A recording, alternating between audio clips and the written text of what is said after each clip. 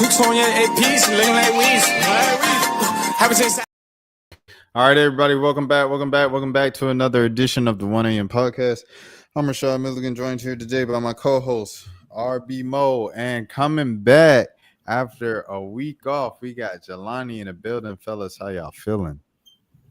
Feeling good, man. You know, blessed and highly favored, man. How y'all feeling today? I'm feeling great.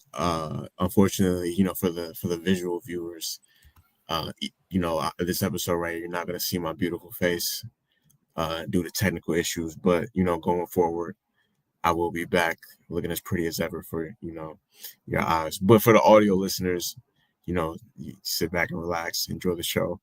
I was going to tell you guys that we were having like a conversation before the cameras cut on. We talk about this later in the episode, but just like I wanted to know some of y'all favorite like Caucasian classics, like your favorite songs from white people that like that you jam to as a either growing up as like a black youth or even that you discovered as an adult. Like, but we ain't got to talk about that right now.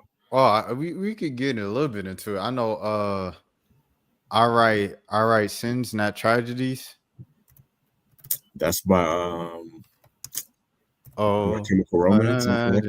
That's obviously a classic. I found out that haven't you people ever heard of? That's one of them ones for sure. MTV special. And then I have to go a little newer, but I don't know if this even counts as a white song, quote unquote. But Paramore, Ain't It Fun? Like pretty basic choice there, but it has so many gospel elements to it that Haley Williams was talking about probably or it came up on the timeline a couple weeks ago. Haley Williams talking about it, and she was like, "Yeah, obviously we got that from Black people and soul and stuff." So, yeah, I think it is a gospel song. So I don't know if that counts, but Paramore, Ain't It Fun? Okay. I guess I've never seen that as listened to that as a gospel song. I guess I gotta go back and listen to it. I like the song a lot, but it doesn't really like, because when I think gospel, I think you talking about God in some aspect, and she doesn't. No, I'm saying like the style of it. Okay, like the soul. I feel like it should be, instead of the word gospel, I feel like a soul, like I don't know, something like soul, something of that nature. But yeah, gospel kind of said, like, when I think gospel, like I think you're giving glory to God in some way, So I hear what you're saying. Yeah, but I do love that song though. I definitely got to say, "Don't Stop Believing" by Journey. Yeah, I love that song. When I used to be at Southern, bro, there was this one bar we used to go to that would play that song, and then that would kind of like low key, like one of the peak moments of the night.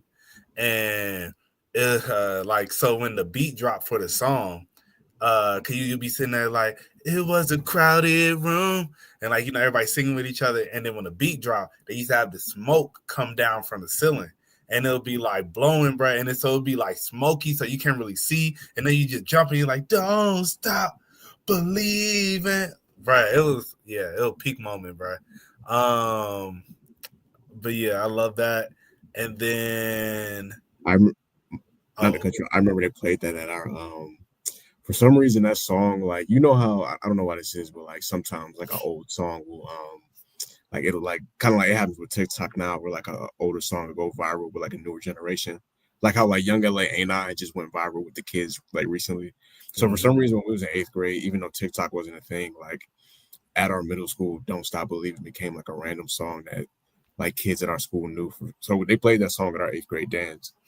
And the only song I remember from that time getting played at the dance was that song. And do you remember that song? Do the Ricky Bobby Stop, Pose for the Frame. Yeah, those are like the two songs from our. So whenever I hear that song, that's what I think about. It's my 8th grade dance. But yeah, you could. I didn't mean to interrupt your list, bro. My bad. No, you good. Yeah, I can't. I mean, there are plenty of other songs that I really. Yeah, you ain't got to name every single one, but I just thought of a few. A song that I remember from my 8th grade dance was, I believe it was no, is hold on. I was the song literally came up on my my shuffle like yesterday, and it was because Hold on. I got to get the name of the song. Shout out to the Dream. It was the Dream rocking that thing, bro. Oh, classic. That's the one Yeah. I remember from my 8th grade dance because that was the first time I got a dance from a girl, and her name was Princess. Shout out to Princess if you watching this or anything like that. I hope you're doing well in life and stuff like that. And then it was like I thought I was on a high then. I thought I was a man then. No, bro, that was just a start. The after party, I probably still had my best dance. I'll talk about it to this day. I was 13 years old. I'm 30 now. And Mo know who it was. You know what I'm saying? But it was one of them ones, Jelani, in school for sure. I'm pretty sure I told you this story too, but I don't know if you remember. I know Mo remembers because I just told him so many times. Yeah. No, I don't think he told me this one, but I can relate. I feel like we all know, like, we got that one dance we caught that like lives in our brain. Oh, okay. Her last name rhymes with Belfort or Loudford. Yeah. Yeah, we just gonna have to. You put it in the chat, bro. I'm gonna put it in, I'm gonna put it in I was the just chat. gonna I'm say gonna put it that. in the Yeah. chat. I'm gonna put it in the chat. Yeah, I don't. It was one of them ones, bro. Like it was, boy. That's the name that when you said that's what I thought you were talking about. Yeah, that was what, man. What peak back then? Yeah, no, I definitely. That's a whole other conversation about like your most memorable shoot that you received. Bruh, I ain't gonna hold you. My most memorable one, bro, was so I got the one that I feel is the best one I ever had, bro, because I was at Southern. It was Halloween, bro, and I was in line waiting to go into the same like bar I was telling you about, and it was the girl, this light skinned girl, and she like thick, beautiful girl and everything. And so she had a cop uniform on. Somehow we started talking. So then we just kind of ended up vibing, and then pretty much she just stayed with me the whole night, bro. And like that bar, it wasn't like a bunch of like black people went there. So, and then like it'll be like, people in there dancing and stuff, but like really like throwing it was very few. Man, she like stuck to me like glue, bro, and was like it just kept throwing it all throughout the night. But at one point, bro, she threw it, and it was so crazy because she'll really attractive, bro. I ain't gonna hold you, and it really threw me off. I didn't know what was going on. I was just like, all right, I'm just in the vibes right now, and bro, she was throwing it. It was a whole circle of people just sitting there watching us, and I'm just sitting there like thinking like, bro, I am that dude right now. Like, I ain't gonna even lie. Do you remember? Do you remember the song of your first dance? No, I do not. It was okay. So, also, I wanted to say this. Oh, Jelani left. I wanted to tell him the other part of it. That YouTube event looked dope. Appreciate that, my brother. 5 Wars Deek in the building. My boy David Sheely, man. New father, David Sheely, by the way. But yeah, Hey, man. congrats. Yes, sir. But yeah, man, that junk is just oh, shouts out to YouTube too. By the way, yes, sir. Hey, YouTube creator, what they talking about? Shouts to go back home for like 48 hours and to stop by and then swoop in and stuff like that. That was pretty cool. But yeah, I definitely remember the song. I remember the suit I was in, everything like that. But I remember all the details. I remember we went to Applebee's beforehand, and I think I was there dolo, and we had the 2 for 20s, and so like I got a 2 for 20, and they were like, it's for 2 people, but my mom gave me $50, so I was like, I have the money for it, just give me 2 meals. And then Pendergrass, he finished it off for me. He was like, bro, can I have some? And he finished off my meal, but I don't know, man. I felt like accepted that day because I was kind of like with the Poplar kids a little bit for Applebee's beforehand. And then afterwards, I went with the Poplar kids to after party. Like I never been to an after party. I don't think I've ever been to like a house party with like the lights off and playing, music on the aux. Like all the house parties I've been to, the lights were on the mother was right there in the living room with us, and it was like pizza and soda. You know, that was like a more of an adult high school type of kickback thing. So I don't know. I remember that whole night. Bro, one of the craziest moments when I caught a twerk, bro, I was at some random spot in Atlanta. It was like some club or whatever. And I'm sitting there, like I was right by the bathroom. There was a girl that like I saw the girl, and somehow like her and her friends kind of end up like right next to me and my friends. And then they end up just like clicking with us where I don't know, it just became a perfect like 4-on-4. And like so the girl that I had, like as soon as I walked in, I had set eyes on her. We made eye contact from across the room. And she ended up coming over, end up like linking and stuff. So then we was over by the bathroom. They had went to the bathroom. They come out, and then like I'm just sitting there chilling. And then like I didn't even think she saw me. She came out and was like standing there. The next thing you know, she started dancing on me. But so I'm like, okay, it's lit. Bruh, tell me why the DJ, bro. This is a club, bro. Like, this ain't just no house party. Like, this is a club, bro. The DJ go, why y'all over there dancing by the bathroom? Like, bro, it was just, and then so the girl just got up immediately and was just like, and then like mad embarrassed. So then she walked away. And I was just like, bruh. The next thing you know, I saw her in the section with some dudes. And I was just like, hey, it'd be like that. Zero was handing. New York is in the building.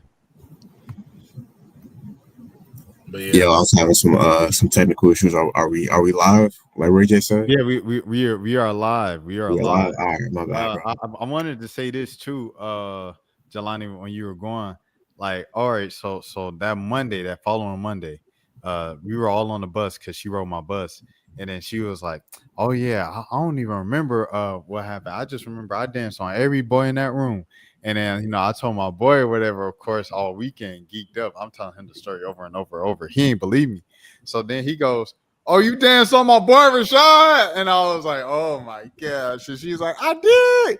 And then he was like, "Yeah." And then she was like, "Oh, I don't even remember that. I just remember I danced on everybody in that room." I said, "Hey, a win's a win, brother. A win's a win."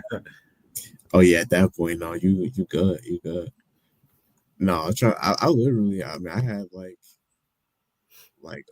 I caught one like maybe like 4 or 5 months ago, just on a random, like just in the club. Like 'cause I had to go to Detroit for my brother had like an art event out there, and his girlfriend had brought one of her friends, and she was just like it was like some like techno club out there that they went to, and we ended up just you know what I mean, just catching like a little vibe or whatever. It was like, oh, this is very nostalgic right here. I haven't done this in a long time. But yeah, no, shout out to the we've talked about that several times. The death of the public juke, it's not as prevalent as it used to be.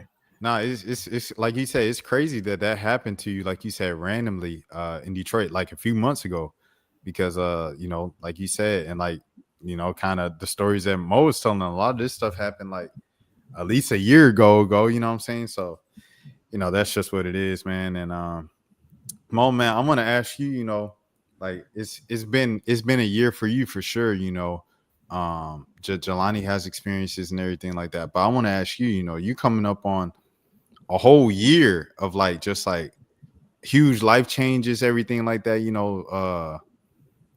just how has the past year been for you maturing, like, as an adult, as a man, everything, like what have you really learned from these past 12 months?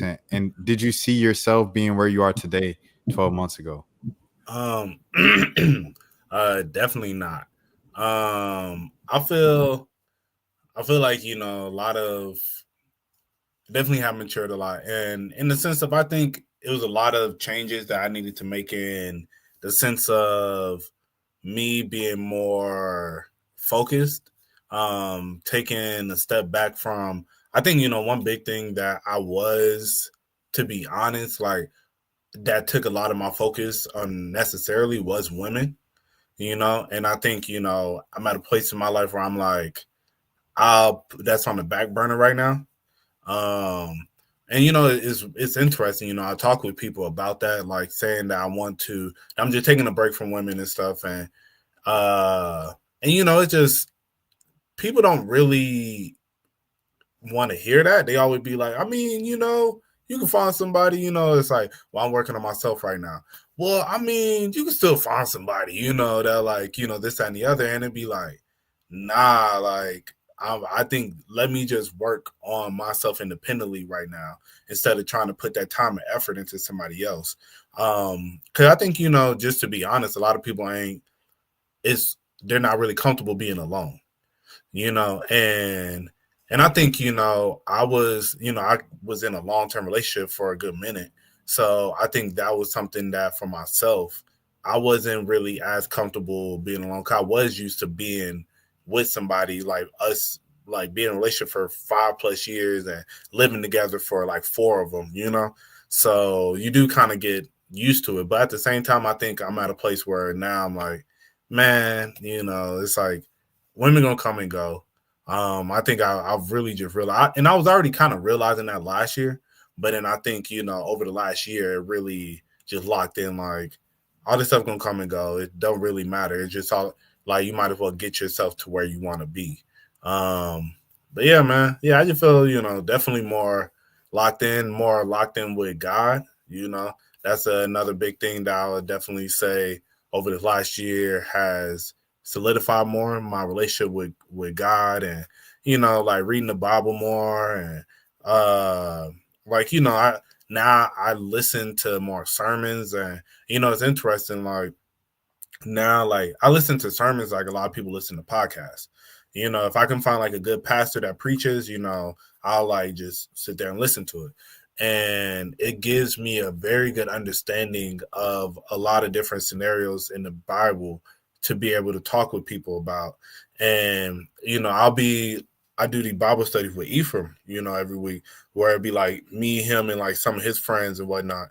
And it'd be interesting where I feel like certain points where they like we'll be talking about something, and then like a lot of times I kind of let them like lead, and then like if I feel like they're not understanding something, or like it get kind of quiet, and I'll come in and say something, and I'm realizing, I think because of, as I said, me constantly listening to sermons where you have somebody teaching you different stuff throughout the Bible, it gives you a better understanding of things. So it's like being able just to have those conversations. So yeah, man, so I definitely have been feeling more fulfilled and more at peace, definitely. 'Cause I think I was at a place where I wasn't really at peace. I was just kind of always on the move. So yeah. No, that's real, bro. And like I said, I'm proud of you, bro. Like I want to say that publicly, everything like that. I'm proud of you and your journey, and it inspired me in a lot of ways and stuff like that. Like I shared on the channel, probably about a week ago or so. Like I've been sober, everything like that, for like 200 plus days, like 200. Where are we at now?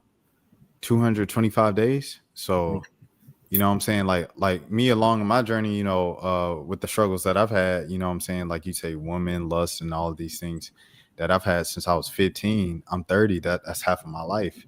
Facts. That's crazy, bro. But like that's just the reality of the situation. And so I'm just, grateful and everything like that. But like you said, I've been locked in, bro. And like you say, you have to fill in that time with something else. You can't just leave it and quit it cold turkey and think that's gonna be it. So to everybody that's going through something right now, just understand that too. That you can, you can conquer anything for sure in life. Nothing, no obstacles too big. Jelani, but was there anything that you wanted to say about I guess like journeys of self-improvement or anything like that before I guess we get to the next topic and stuff? Yeah, I mean, definitely.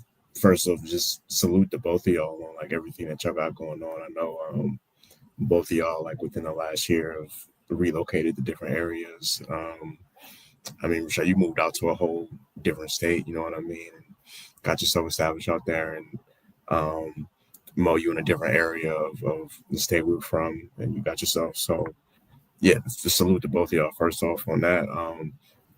Yeah, keeping it all the way like totally a stack. 2025 was like definitely one of my darker years. Like I had a lot of personal setbacks this year, most of which were like self-induced, if I'm being totally honest. But with that being said, like I'm definitely, I feel like more so towards the end of this year, like gotten more established. Like I got a new job I'm working at, and like certain things that I got planned as far as that I want to take that I want to do in 2026. But I'm not waiting till. That's one of the things I used to do like in the past in my 20s that I feel like I don't want to do again. Which was like, it would be like you get to September, October, and you're like, all right, um, let's say it's 2014. It's like, all right, when 2015 get here, I'm gonna be on my grind. You know what I'm saying? New year, new me. Like I'd much rather just. I kind of want to treat like this portion of the year like it's the new year. You know what I mean? Going into 2026. So yeah, like I said, this wasn't my best year, but I'm not really like in panic mode just because I know that I got faith going forward that like if I take the right steps, like I know, certain things that I want to do in the future, I can make those happen. So this was like a dope little, because usually we are talking about um this all different types of, like basically like filth and rap music and everything in between. So like this little positive segment right here was like a nice little change of pace, for the show. No, it was literally just like something I was thinking about the last couple of days with Mo and stuff like that. I'm like, dang, like that junk crazy. And I'm, full transparency. I ain't talked to Mo like one on one since the last pod. So, it was just like a time. It was just something that popped up, and I was like, maybe this would be something nice to bring up on the pod, like you say, a nice change up the pace and everything like that. Mo, was there anything else that you wanted to say in rebuttal before we move on? No, that's pretty much it, man. Yeah, and Jelani, bro, if you ever need anything, ever need somebody to talk to, we always here for you, bro.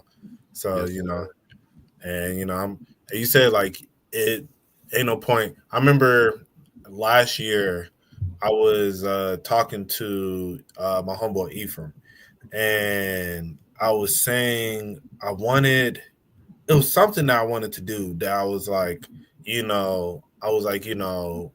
start the new year. Actually, I remember what it was. I remember it was close to New Year, and I was like, I wanted to start the new year fresh. And then he'll just like, why wait till then? Like each day is a new day, so just take it as that, Yeah. And that really like changed my like mindset because it was like mid-December or so, and I was thinking, I was like, man, I kind of looking for a certain outcome to happen for like things to be better by the new year, but then it was just like, well, shoot, that outcome ain't necessarily going to happen, so it's just like I might as well mentally just get like lock in now, and just start a new day. So yeah, so I mean, I commend you on that, bro. Take it like, don't wait, don't procrastinate. Might as well just take it on like the self-improvement now. No, it's definitely a fact for sure. Definitely don't want to waste these because it's still like a decent amount of time. I mean, not a decent amount of time, but it's still a full 2 months left in a year. You know what I mean? Two really like 2.5 months, honestly. So yeah, still got certain stuff I want to accomplish before this year is over. and life is literally a consistent working towards stuff. Like it's easy for me to say, yeah, like I've been on my grind. You know what I'm saying? I've been clean and not distracted or whatever, not impure or directly participating in impure events like for the past 200 plus days. It's easy to say then after 200 days of not doing it. It's easy for Mo to say like he switched up everything like that and he's matured publicly like months after the fact, right? But like it's not easy to open up and be like, yeah, I'm still, what I'm saying, struggling with ABC while you're going through it. So like definitely commending to you, Jelani, for the honesty and stuff like that. And a lot of people can connect with that. So I appreciate that. Oh yeah, no, we gotta be transparent for the people. Nah, 100%, 100%. And we always got to keep it sucker free too. You know what I'm saying? How did y'all feel about Mark, man? His whole episode with Flip this weekend, man. I didn't think it was as like I saw people try to make some like deep philosophical issue. Like basically these podcasts, like certain ones, like the Joe Budden podcast, No Jumper, it's almost like that kind of double as reality shows on top of the fact that they podcast at this point. You know what I mean? Like it's not just them sitting down doing a podcast and reading ads, anymore. Like it's 2018, 2019. So yeah, like all of the people on there, like their own personality, and every now and then. And you got to think they see each other. Imagine we do this podcast once a week and we talk on Zoom. Like we're not driving. We don't got to get dressed to like come see each other and talk to each other we talk to each other before the podcast for like 5-10 minutes at the most. You know what I mean? So for the most part, like, outside of the person, like, in the group chat or whatever, we all got our own space. They record like 5-6 episodes a week and they talking for 2-3-4 hours every episode. You know what I'm saying? So after a certain point, you're gonna start fighting over petty stuff just the same way, like, if you're in a relationship with somebody and you're seeing somebody every day, y'all gonna fight over petty stuff every now and then, just because y'all seen each other so much. So that's all I thought it was. I didn't think it was like some super deep issue between them like that. I ain't gonna lie, I didn't see it. That's real. I'll say like, well, essentially what happened, Mo. I can't play it because Joe Budden will take down my page if I play it. But essentially what happened, pretty much, Mark was like kind of like poking at Flip, kind of like saying, "Oh, you got what I said, Flip," or like some people on this podcast, their only job is to come in here and be funny. Someone like me, I gotta be smart. Like he said something like that. And then Flip was like, hold on, before you move on, because then Don't Call Me White Girl tried to chime in, Mona. And he said, no. Let's go back to that. What you mean by that? Da. He said, oh, I'm just saying that Phyllis, da. And he said, see, that's your problem. You're always using big words. He said, no, these words might be big to you. And then after that, it went up. And then he was like, no, I ain't no sucker, this and that. He said, I ain't no sucker. And then like he just starts like cussing and standing up. Mark, this is Mark now. Joe, like, y'all take it outside. He said, no, F that. Da. Like, I ain't never seen Mark that mad. I think large part of the reason why it went viral is because like no one's ever seen Mark like that on camera. I think what it proved to me was like humanity, bro. Like at the end of the day, bro, like that's why I never tried to fake anything. Like if it's because I go to some panels sometimes, and the older I get, the more I see like people on panels and their whole brand is being like deep or intelligent or mysterious and stuff like that, or like so beyond intelligent of the average beyond person, right? And then you like just hear them speak and they're just saying normal stuff. They're just kind of framing it in a way that might seem like they know what they're talking about because they're presenting it with such confidence that you're like, oh, this is an intelligent person. And it's just like a normal thing. So like ever since then, when I saw that glass kind of being broken, I was like, there's literally no need to me to act like something, I'm saying, more intelligent than I actually am or anything, because it's going to show every single time. And I think people are going to see right through it. So I say all that to say with Mark Lamont Hill, him going off on camera, it showed him that he's human. It showed us that he's human, and the most mature people, there is no such thing as a, how women be like, oh, I love a real man who just like, a real man don't raise his voice. A real man don't get angry. A real man don't, and that's in the Bible. You know what I'm saying? Corinthians 14, everything like that. Love is not quick to anger. Love is not. But humans, at the end of the day, are humans, and people gonna snap regardless if they the most well-read, literate, well-traveled, well-versed man in the world. A human gonna go off it if you push him enough. So that was my biggest takeaway from that. So with that background, Mo, you have any reaction to that? I mean, I agree with what you're saying. Just like, at the end of the day, people are gonna be human, and I think you're gonna have those real reactions. I have to go back and see the clip to get more of a better take on everything. But yeah, I mean, I agree. Like, people are gonna try and put on a facade, whenever they can. But then it's just like at the end of the day, people are gonna be who they are internally. It's like it's always going to show, especially when you're constantly on camera. that's something that I think a lot of people don't realize. Is like when you're always on camera, there's always going to be a certain side of you that you want to. If you're trying to suppress any part of you, it's always going to reveal itself at some point. So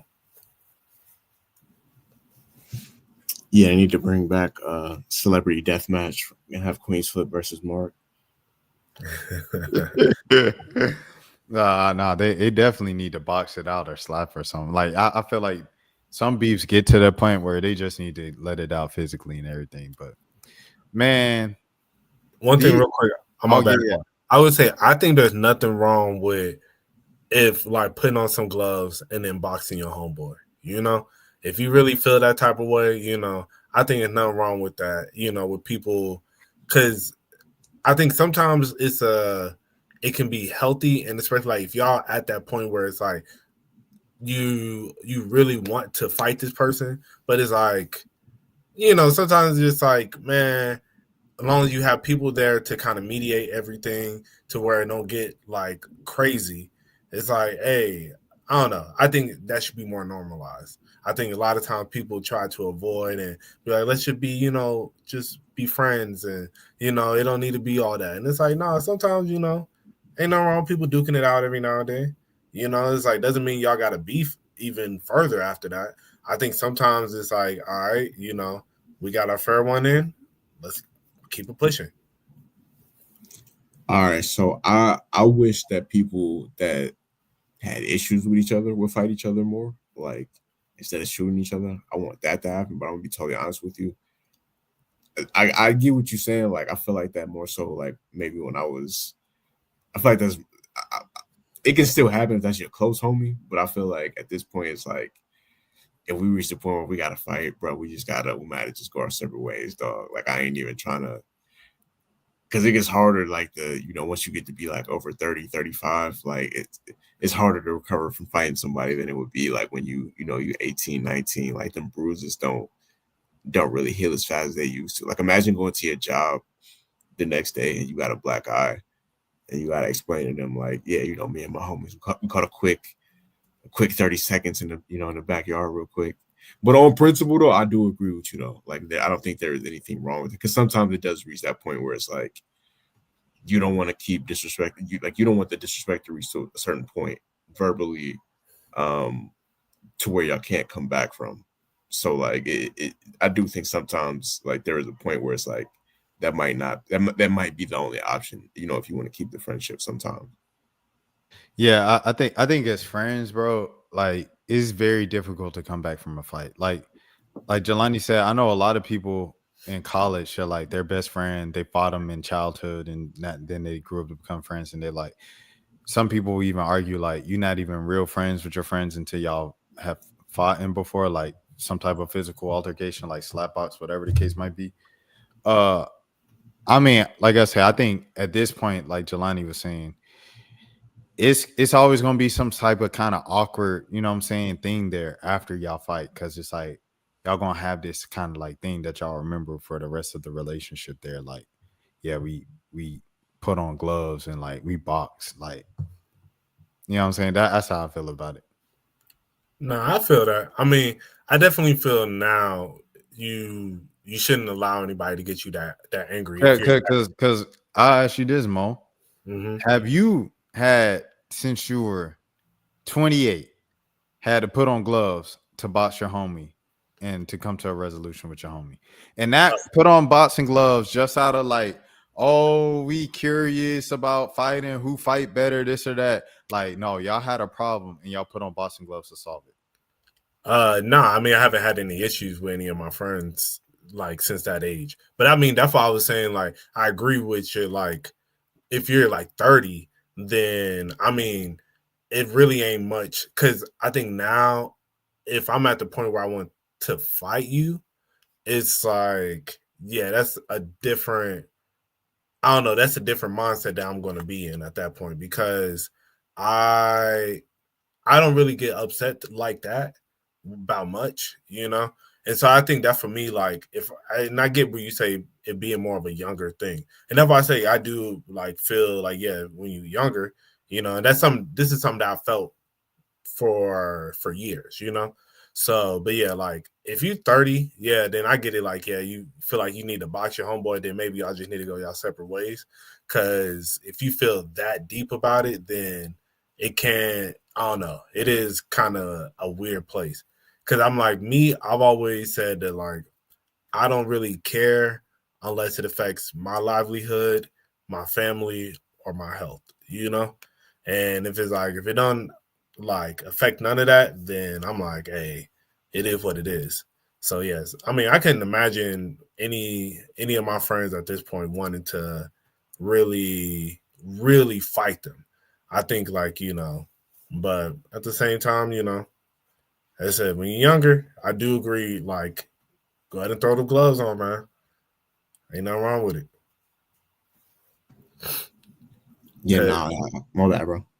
Oh, I was just gonna say also because I've had friends that I've seen and I've slap boxed with certain friends where it's just like like you keep trying me, bro. Like, all right, you wanna like let's see what's up, and and it's like after that it's always that feeling of like, all right, we did that.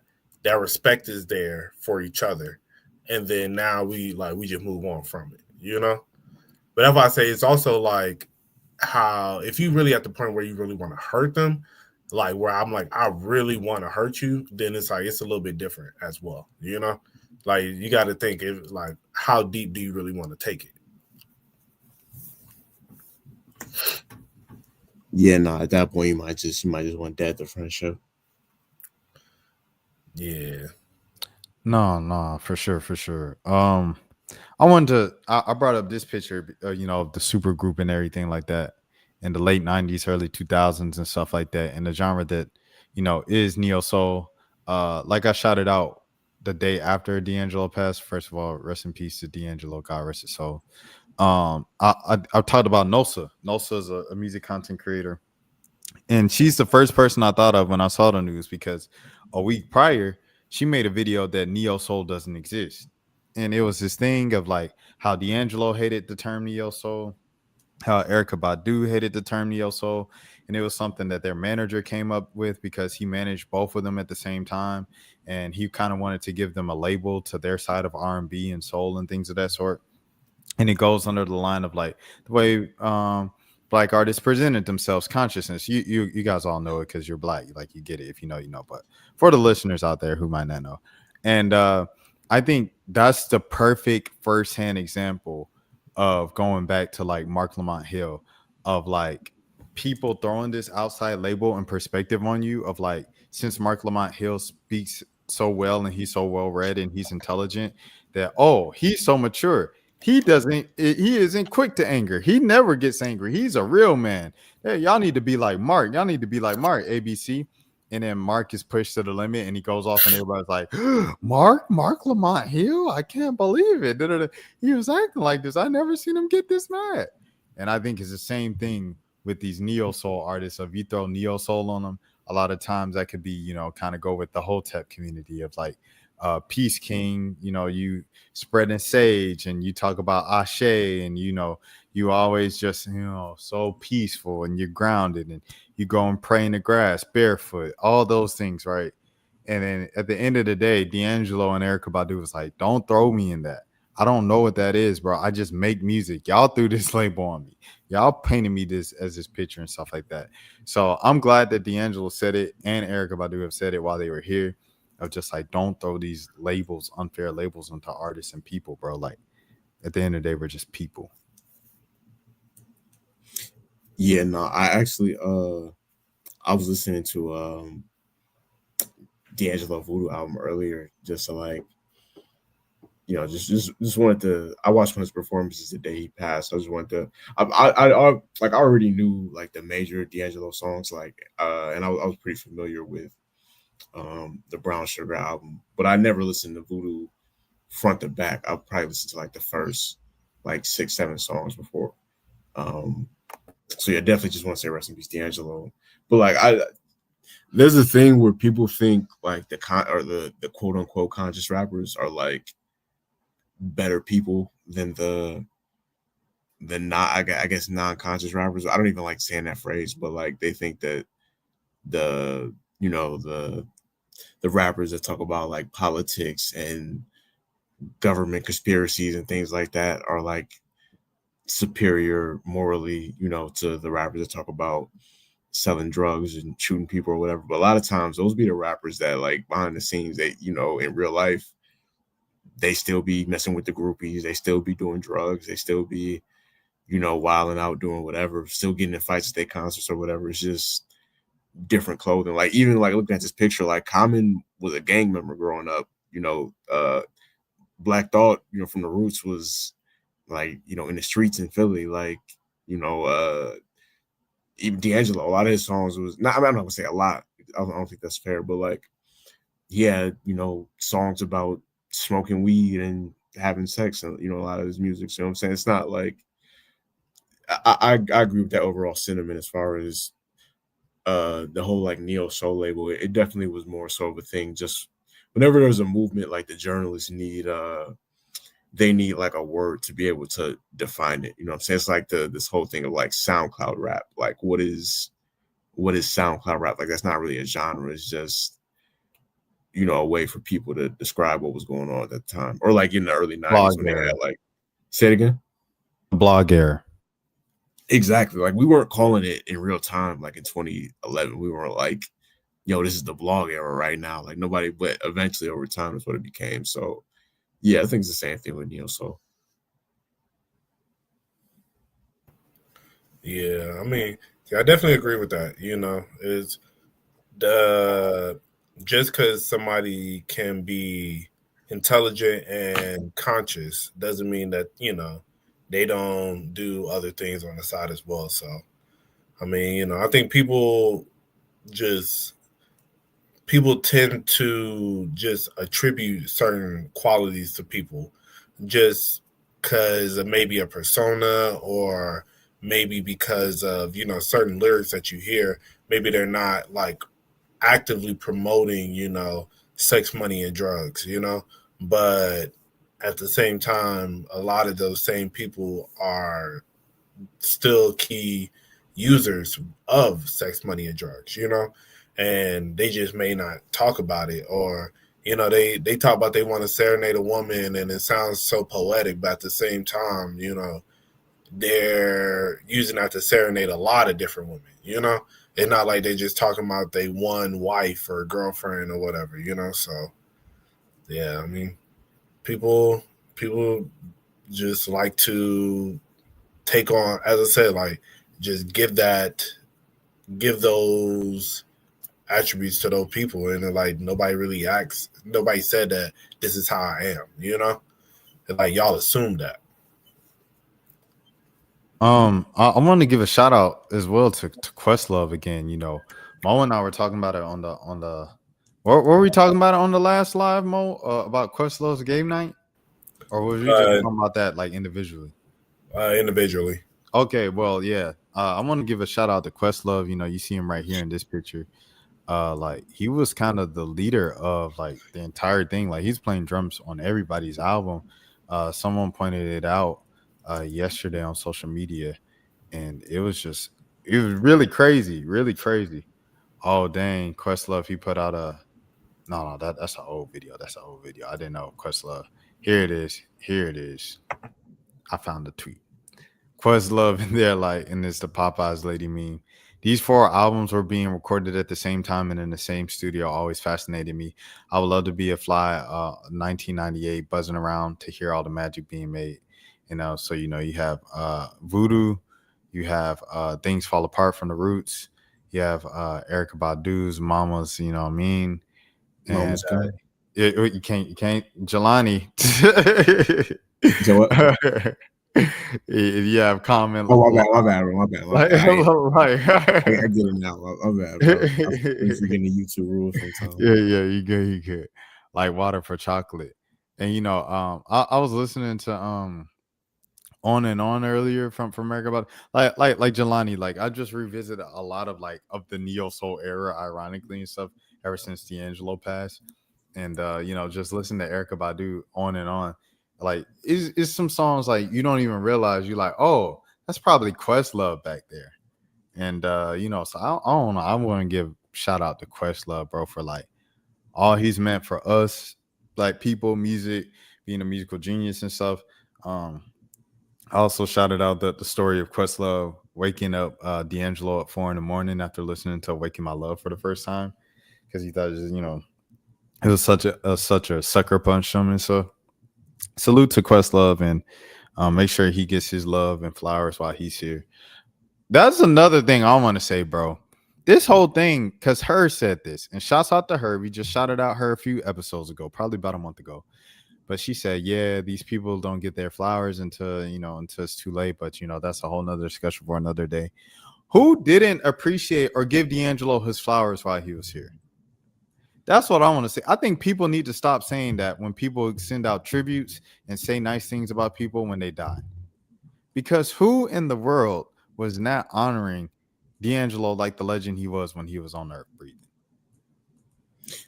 It's just like it's like a cliche, but at the same time, like, I mean, I think D'Angelo was, the thing about D'Angelo is that he only put out 3 albums in a 30-year career. You know what I mean? And at his peak, that's a whole nother discussion I want to think about. Like, D'Angelo and Rihanna are the only 2 stars I can think of who were like superstars that walked away from the music industry at their peak of popularity. Like, I can't think of 2 other 2 who were like at their peak and kind of just stepped away. Like D'Angelo, he went like double platinum with the Voodoo album, and the we were little kids at the time, so I don't remember seeing it at the time, but of course I know about the video, the Untitled video when he had his shirt off and all that. You know what I mean? So he was like a rock star, but he stepped away for due to personal reasons or whatever. But Lauryn Hill. Oh yeah, I'm tripping. Definitely, that's probably the main one too. I'm bugging for forgetting her. Yeah, no, that's a fact. That's a fact. But yeah, as far as people not appreciating him, it's just like he wasn't in the mainstream enough, I think, for like the newer generation maybe to know about him as much, unless your parents passed him down to the younger kids. Like, we caught it just because he was still somewhat active during like, well, he was not somewhat, he was active during like our literal like earliest years on Earth. And then like early 2000s, mid 2000s, you still would hear about his music like getting played on the radio, like Brown Sugar, Lady, those songs were still getting played on R&B radio in the 2000s. So yeah, I think most people, even like a lot of white people, just appreciated D'Angelo as a genius. Like, Voodoo had rave reviews, Black Messiah had great reviews when it came out. So yeah, for the most part, I think he was appreciated.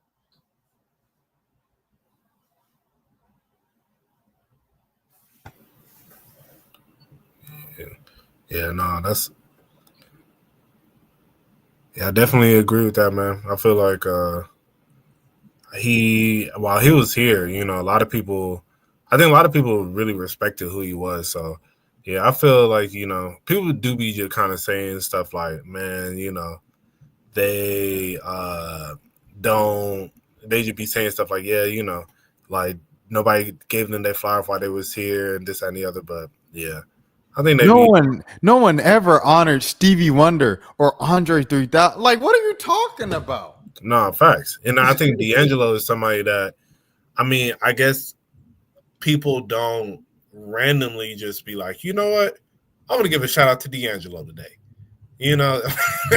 Like, I guess you don't really see much of that, but I mean, I don't really feel like you see much of that in general, So I guess I don't know exactly what flowers she expected, like, him to have received while he was still alive. But yeah, I definitely saw that, and I was like, I mean, I definitely felt like he got a lot of love. People, his album D'Angelo, that was the name of the album, right? It was self-titled. Am I correct? Yeah, that one is in one of the top like albums of, I'm gonna say, at least with like R&B. They always listed.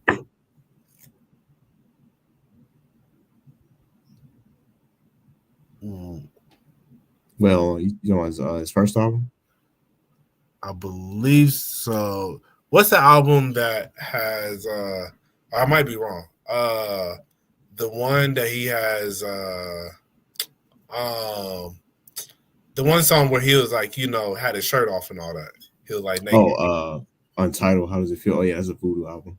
Okay, that was a Voodoo album. Okay, Yeah. yeah. So with the Voodoo album, I feel like they a lot of times talk about the album being one of the top albums of like in R&B in general. Like I've seen that album definitely pop up on lists multiple times, and I'm seeing multiple times people give tribute to that particular video and stuff. So that's why I'm like, I don't know. I feel like people gave him a lot of flowers, but probably still feel like he could have got more because he was very impactful. So, well, shout out Balil. Shout out to Q-Tip. Like, what do you want me to do, her? Like, shout out to Music Soul Child. Shout out to Erica Badu. Shout out to Jill Scott. Like, shout out to Andre 3000. Shout out to Big Boy. Talking about, y'all want to say, hey, don't give me my flowers. Well, okay. Shouts out to Stacks, of course. Shouts out to Big Boy as well. Both of them getting inducted into the Hall of Fame. So shouts out to both of y'all. Shouts out to, Killer Mike, what he's done musically. Now, in the community, there is some, kind of shady stuff there, but shouts out to Killer Mike on the music side of what he's added and stuff like that. So I don't know, man. I feel like you walk into these like Most Def, right?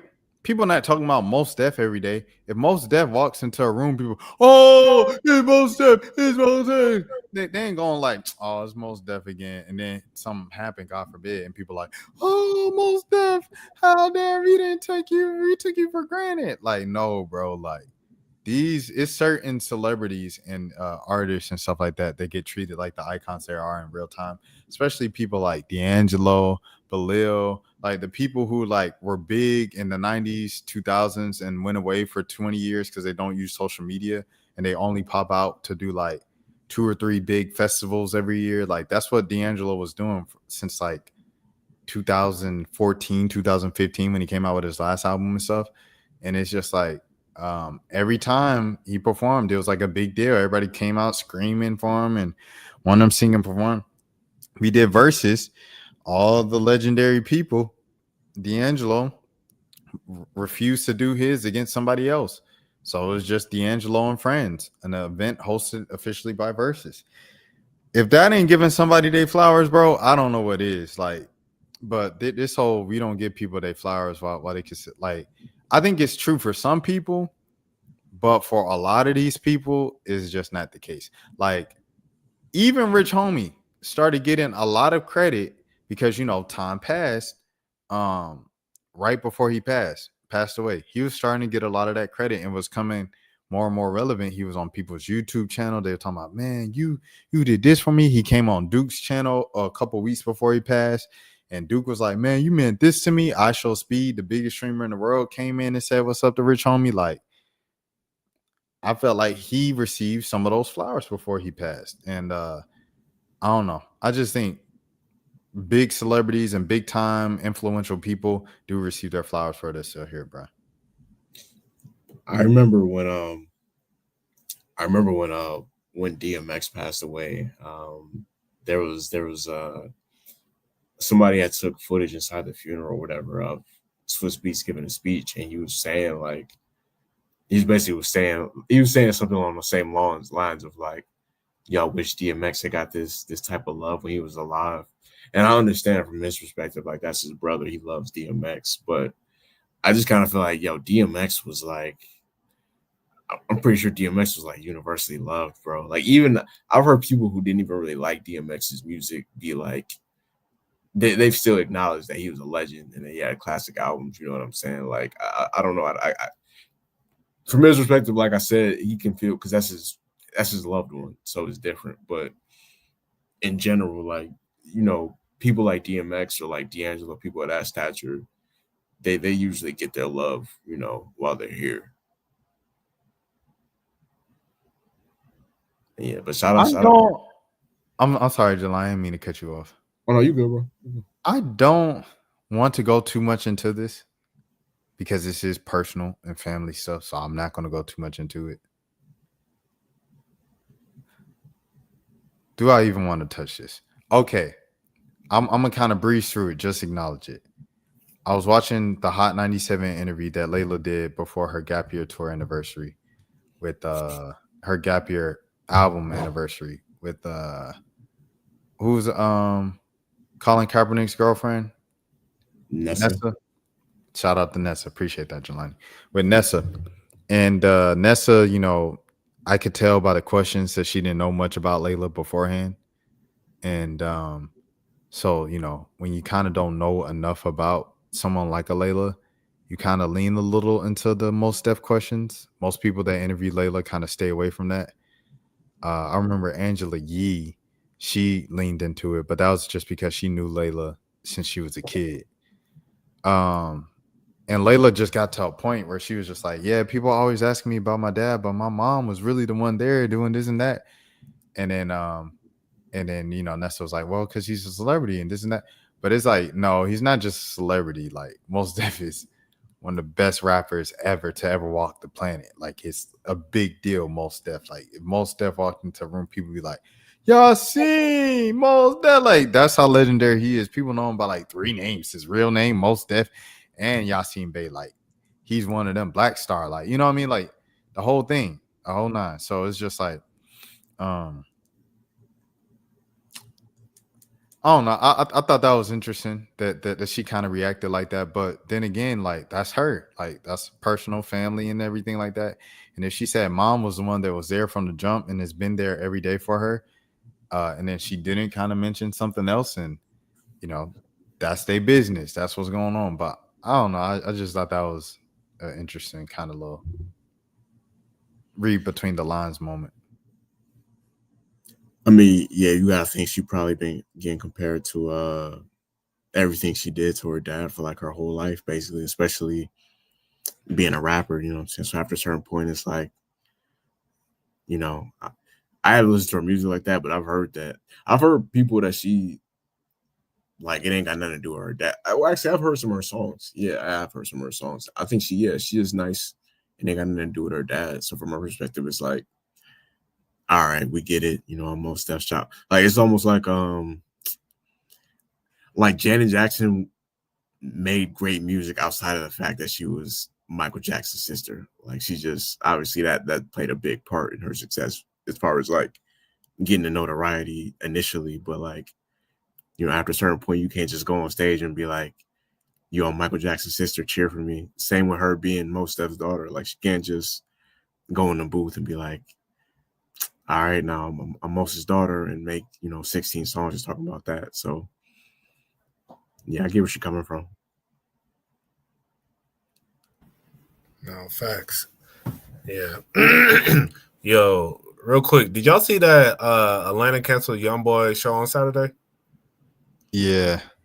Didn't they just give him the key to the city? Yeah. They said that was fake.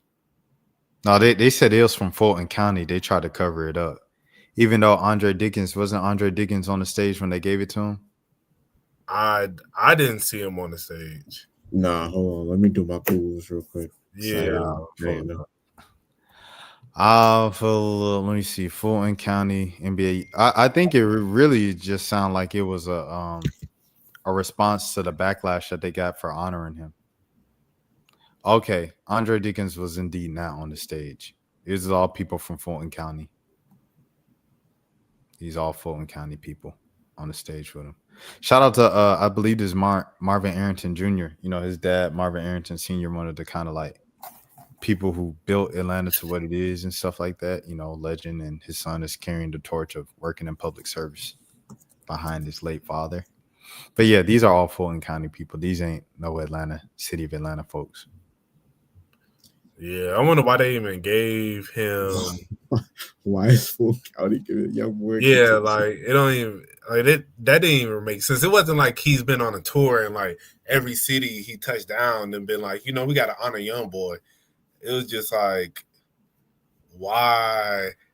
Yeah, why they even do this? This one is head scratching. Go ahead, Jelani.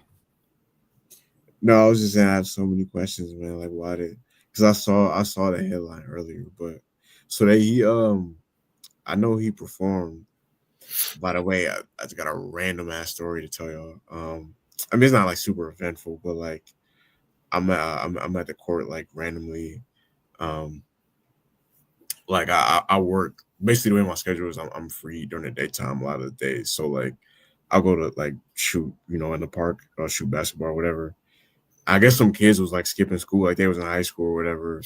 They pulled up to the court and like one of the kids was like, it was this. I think there was a couple or whatever, but I was out there shooting by myself and they came up to me and was like, "Yeah, he wants to shoot with you real quick." And I was like, "All right, cool. Like I ain't tripping or whatever." So we shoot or whatever, and he told me he was going to the concert, to the Young Boy concert. I was like, "Oh, all right, cool. Like do your thing or whatever." So I hope that he was going to because they had two concerts, didn't they? Yeah, yeah. It was the one there. They gave him the recognition from Fulton County, and then there was the one on Saturday coming up.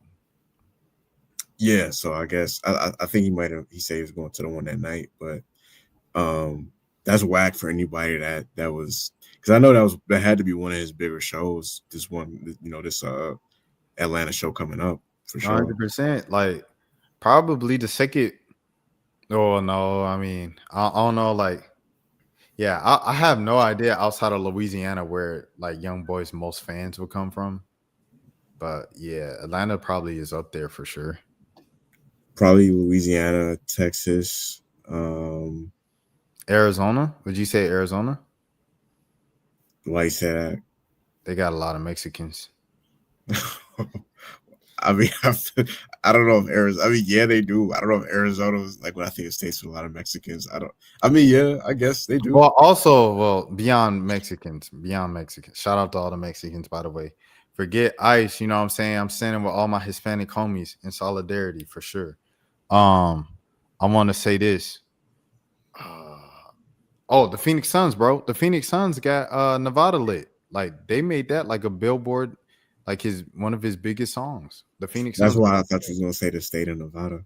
No, but like shout out to the Phoenix Suns. I think they got Mexicans out there too. That's Travis Scott, bro, with all the Mexican fans. Shout out to Travis Scott too. Yeah, that's what I was like. I didn't know why you brought up the Hispanic culture with YoungBoy, but I was like, yeah, there's a lot of them young boy fans. Yeah, a lot of them. But they're not like Travis Scott, where Travis Scott is like known to have like Hispanic. I mean, because he come from Houston, so like him being from Texas, I think that's where he gets a lot of his fan base for that from. But yeah, YoungBoy, I ain't gonna hold you. Like through the videos, I ain't never seen a Hispanic person in a shiesty mask at a concert. I ain't never seen. I've seen Hispanic folks in the concerts where they pan to the black kids crying and Hispanics be in the back singing too. Yeah, I guess you're gonna find a couple of at any show, but yeah, I haven't really seen that. But reason I bring that up, you think Baby and Savage they'll finna send some people out to the concert on Saturday? Oh, on behalf of Dirt? Nah, on behalf of so did you not see that he performed I Hate YoungBoy? Yeah, I saw that. But that's a Dirt and King Von diss song, right? No, he dissed it for PF and 4L in that song. I didn't know that. Yes, I didn't know that at first either. And then when they said that they canceled it, I was like, oh, because I saw that everybody posting that he performed it. So in Atlanta. And then I was like, why would he perform this song particularly in Atlanta? So I saw it and I was like, why is this noteworthy that he performed it in Atlanta? Exactly.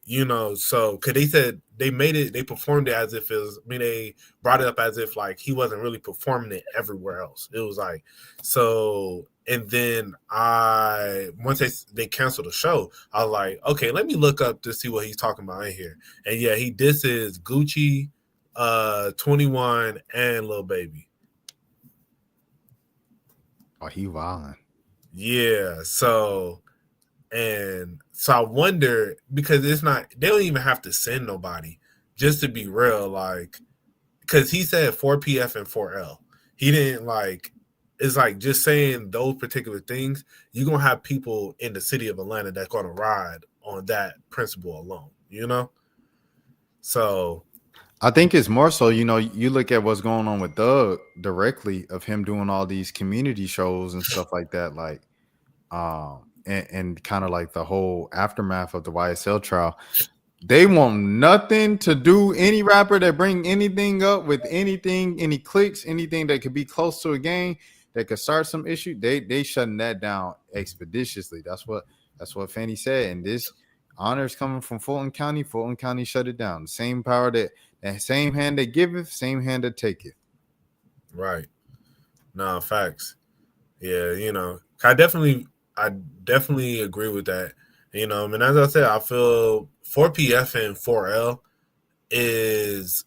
it turned into, I mean, let's be real, just like with YSL, it turned into like a label thing. But the roots of where it started, it was people within Atlanta that was grouped together that, that started claiming these things. And like allegedly, of course, but as I said, just like with 4PF and 4L, there's people around the city that claim 4PF that's not directly linked to Lil Baby, that's not directly linked to 21 Savage. So you diss and they click. So it's like, yeah, I definitely, because and you got the young boy fans that are just wild as it is. So it could have definitely turned into some madness. But when I saw that, I was like, that's crazy, I saw one comment was like Lil Baby sent crazy money to to State Farm. Bro, I was so like after the YouTuber event, I went stopped by my cousins or whatever. It was her birthday. Happy birthday to my little cousin, stuff like that. She turned 16. And then after that, I came back to the city and I scooped this Toronto YouTuber. It was his first time in Atlanta. So I just drove him around Atlanta and stuff like that. Rode him around Atlanta. It's crazy. Pause. I drove him around Atlanta and and like, when we was driving kind of like past Piedmont and stuff, I showed him, I was like, okay, that's the JR Crickets, the famous one where they talking about the lemon pepper wet on the TV show and everything. And they added that to the menu out there. They mentioned it on the TV show. And then we was driving up past the convention center. I said, that's why they have like Dragon Con, all that when they dress up. Then we drove past Harlem Nights and I was like, yeah, that's where King Von died.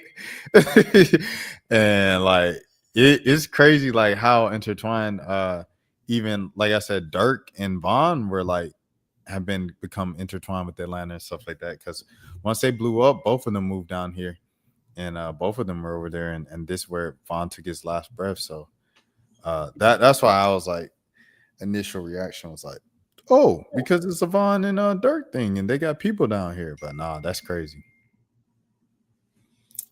Yeah, no, young boy on a crazy. This tour has been it's some real rock star shit. They canceled. They had canceled the show obviously in Chicago too, for very similar reasons. So I'm guessing, I don't know. I'm guessing the people that booked them here in Atlanta probably. I know the people that work like the higher ups at State Farm. They probably don't keep up with too much rap beef. It's probably like some older white people or whatever. So, but yeah, no, that's. I'm just still stuck on the like who called the meeting as far as the Fulton County representatives and was like, okay, we got a list of people that we want to give a key to the. Or it was like some sort of recognition to, and Young Boys at the top of that list. Like, how did they come to that conclusion? Because they definitely didn't do one for Chris Brown, I would think, right? Like Chris Brown, yeah. But they probably, why they did that. Oh, he's controversial, Rihanna. But then you turn around and give it to Young Boy. It ain't even like a moral thing for me. It's just like he's not from Atlanta.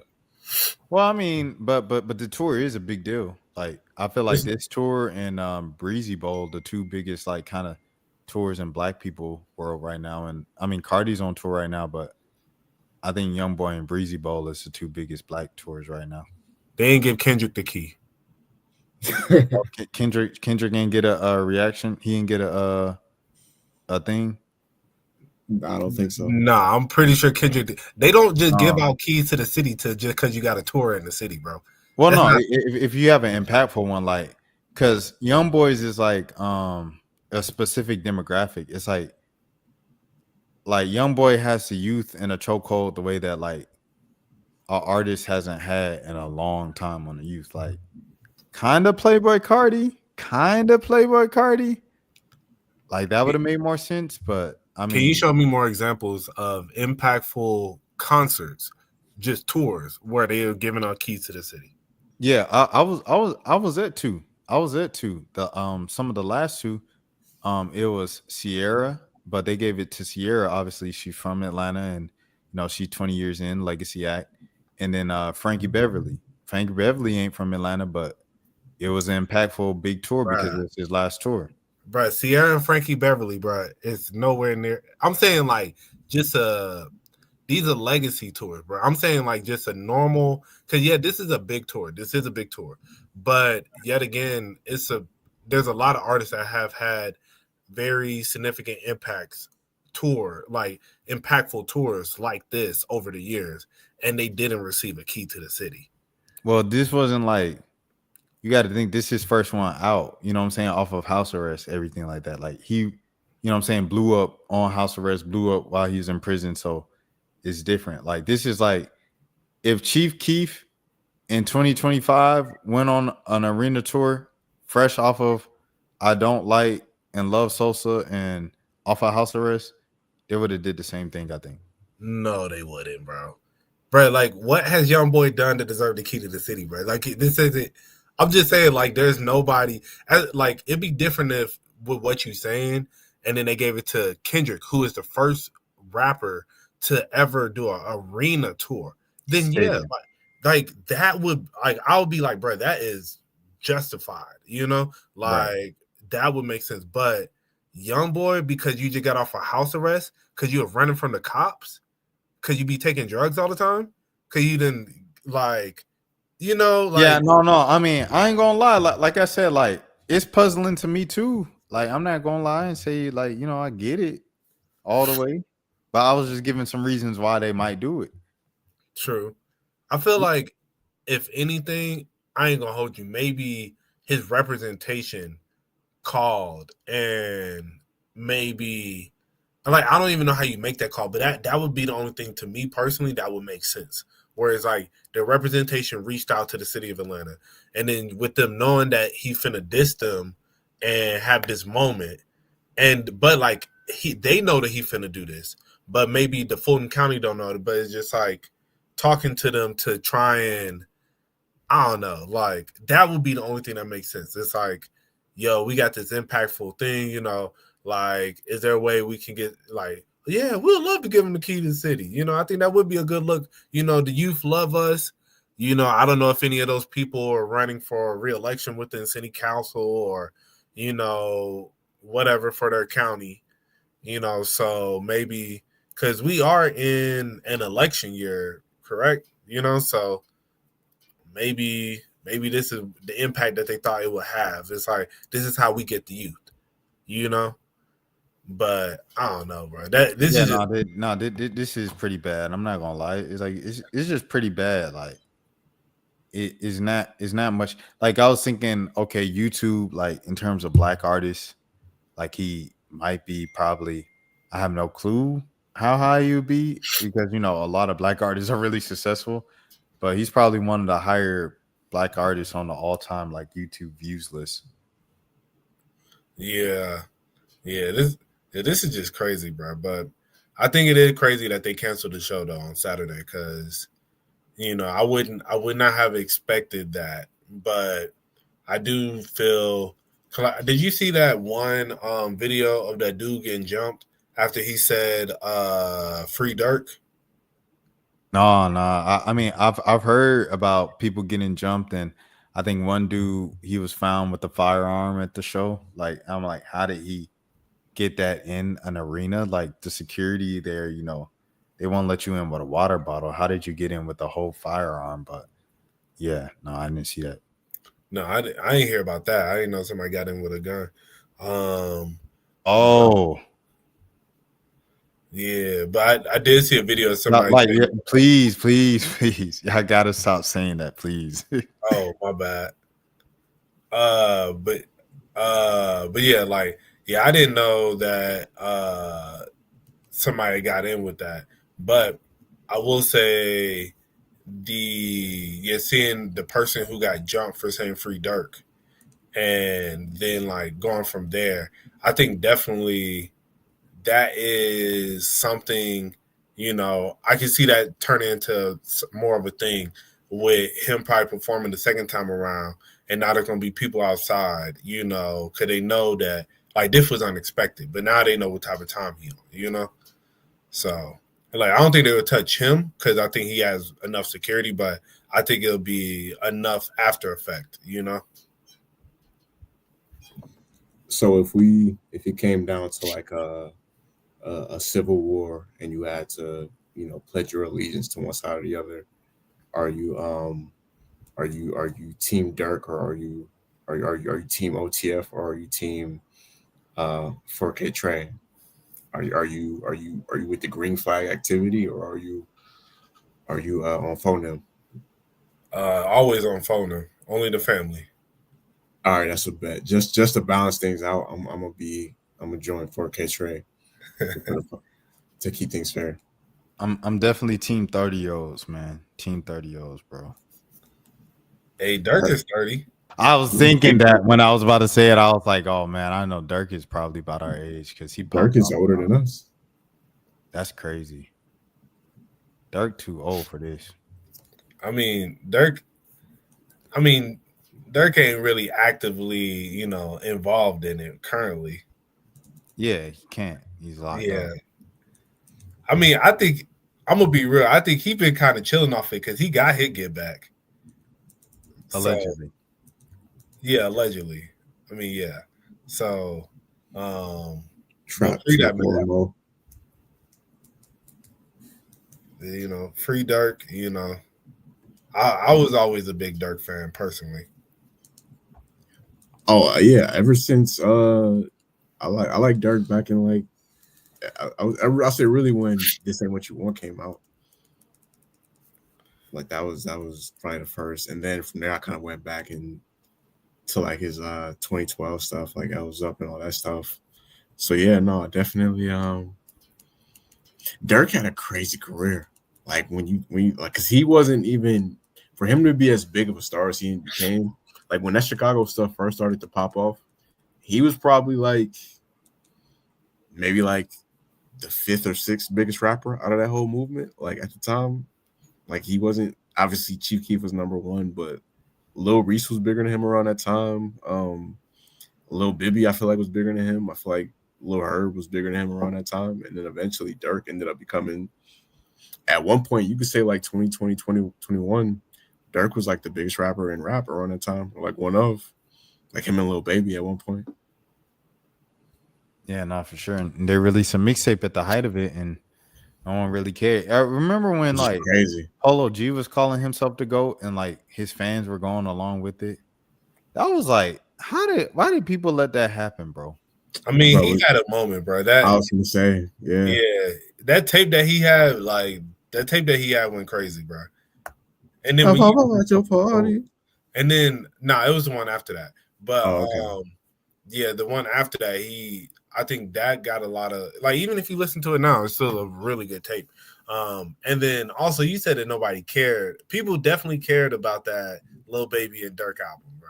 Like I wouldn't say it wasn't. Didn't we talk about that one on the podcast about how it didn't make any noise? The way It didn't. It didn't do Jelani what it's brought it supposed up. to. I remember that on the pod. That's why I said it too.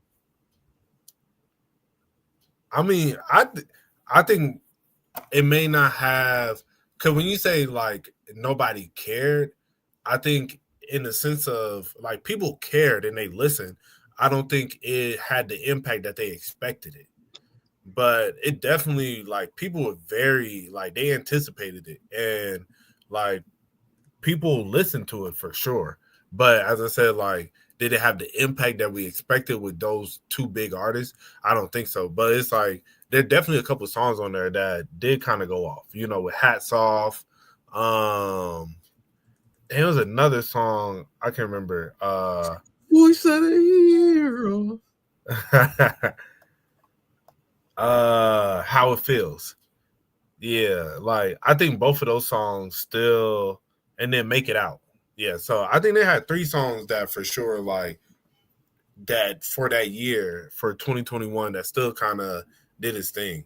Cause I say, yeah, hats off. You know, that was a big song. Hats off if you keeping it real. Cause especially they had Travis Scott on it. And then yeah, and as I said, like How It Feels. So but yeah, I mean, you know, I don't think it was completely quiet. It wasn't like they was dropping it and everybody was just like, "Oh, Lil Baby and Dirk dropped an album, huh? I didn't even notice." Like, nah, it was anticipated, you know. I do think it should have been a bigger deal though, just because at the time I feel like they were both at their peak of popularity around that time. Yeah, I don't think the music lived up to the hype. I think you know the actual music on it wasn't as good as people thought it was gonna be. You know, Yeah, so I think that's kind of what kind of happened there. But yeah. there was an era like 2019, 2020 when it was looking like certain rappers like Roddy Rich, Polo G, Uzi around that time. Like they were kind of looking like they were going to be the next ones. Even Pop Smoke before he passed away. Like I feel like they were looking like the next ones, and then things just kind of, for whatever reason, for each of them, it just didn't end up going the way it was kind of supposed to. I want people to stop calling people like the next Lil Wayne. Like, can y'all stop that? Like, they try to do it with Uzi. They tried to do it with Lil Baby. They try to do it like, stop calling people the next Lil Wayne, bro. If you ain't got 5 years under your belt, I don't want to hear it. Like, that's the top dog. Because you could be like, Lil Baby was around for 5 years at that point. Like, my dog was what, 2017? My Yeah. turn was like 2020. That's his peak when he was the hottest, 2021. So you know what I'm saying? Baby been around about 4 years at the top. But like it wasn't no 5 years at that level, that 2020 level, which I think you need to be like that, like how Drake was, how Kendrick is, how Cole was, all that. You had to be that hot for that long to be like, is this gonna be the person that was kind of like Lil Wayne and this and that? Because when y'all just throw these things around loosely, I think it loses value. Like it's kind of like with Asia Wilson, right? With Asia Wilson, shouts out to Asia Wilson, by the way. Congratulations on winning the championship. But like just running to call her the GOAT when she has 3 championships and Cynthia Cooper has 4 and she played 5 seasons. Or Maya Moore played 8 seasons. She has 4 championships. And it's like, but we rushing to call Asia Wilson the GOAT. Like, you know what I'm saying? It's just, I feel like people need to wait for resumes to fully develop before declaring someone as the GOAT or the next big thing or something like that. Yeah, no, I agree with that. Yeah, Lil Baby definitely had a run. I think I'll be honest, just the run that he was on, because he wasn't missing on anything for a couple years. It was, if he could have kept that same trajectory, I think he could have been the next Wayne. But definitely, yeah, I think people kind of gave that to him a little early. But I mean, realistically, yeah, Lil Baby up until about 2022, like 2023, like everything he hopped on, he was going crazy, like consistently, you know. So, but I definitely agree. You know, you gotta give it more time before you start giving people those titles. Yeah, from 20 peak Lil Baby was definitely like 2019 or like 2021 around that time as far as popularity.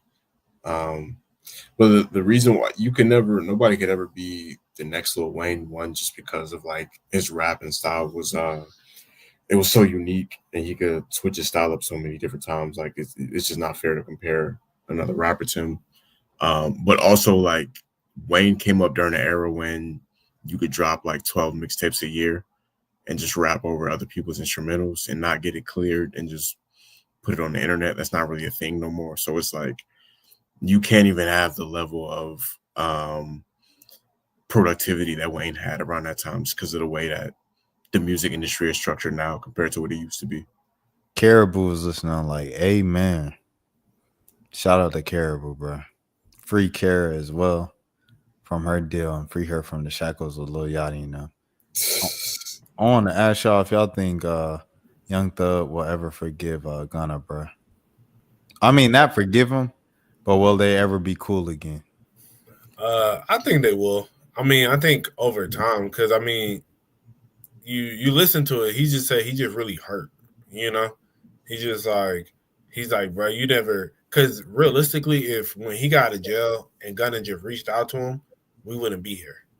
That's the thing that I'm like, bruh, Gunna flaw. Like the whole time, I'm like, dang, Thug tripping, Thug holding on to this, woo woo. Then he said, bruh, Gunna ain't never gave back to moms. Gunna never checked in on him.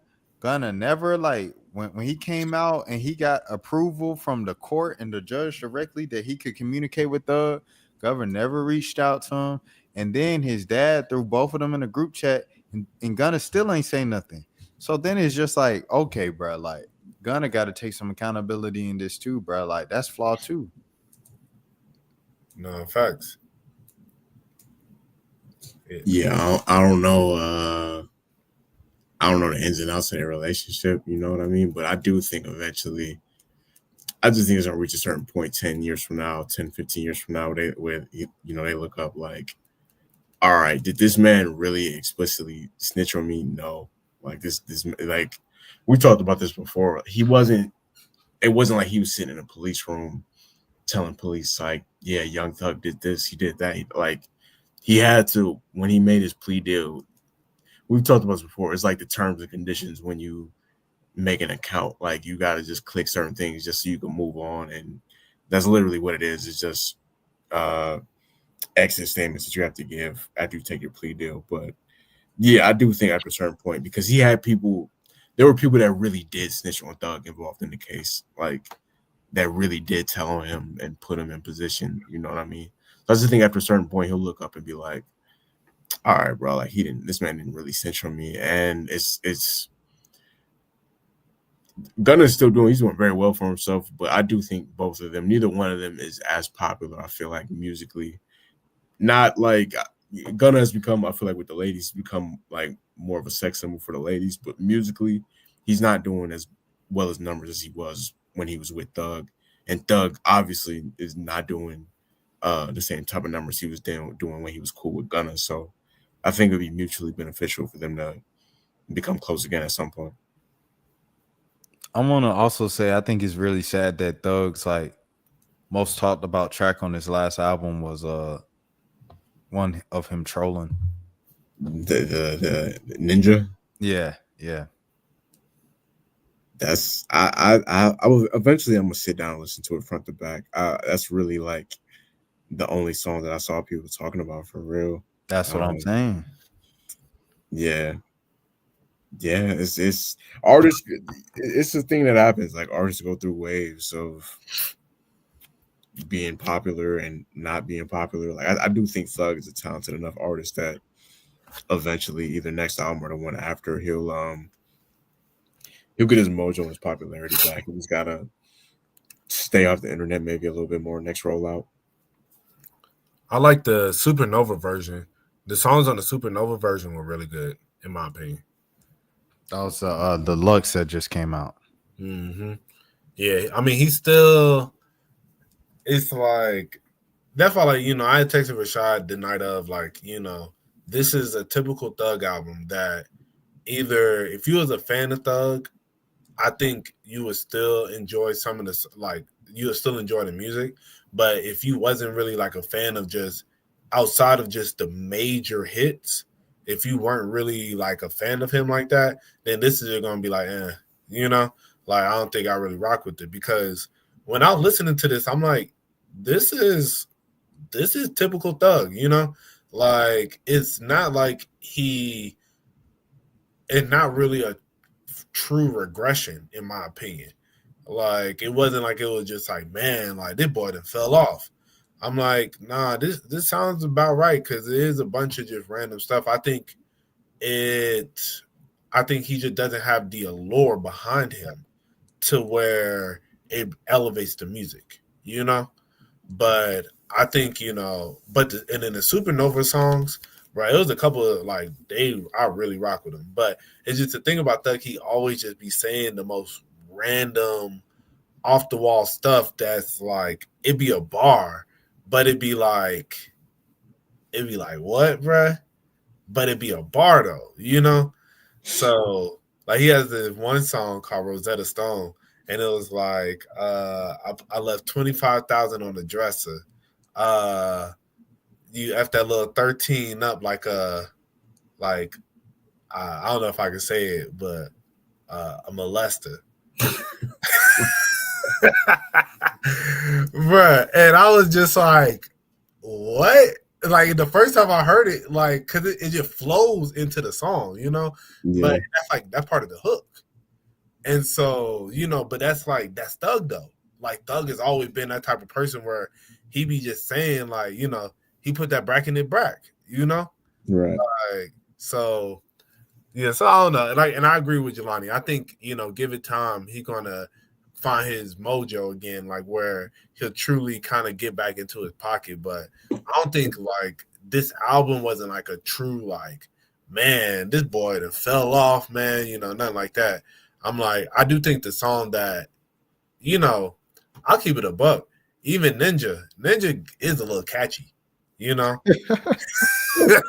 a bad song. No, Yeah. I have a question though. What's up?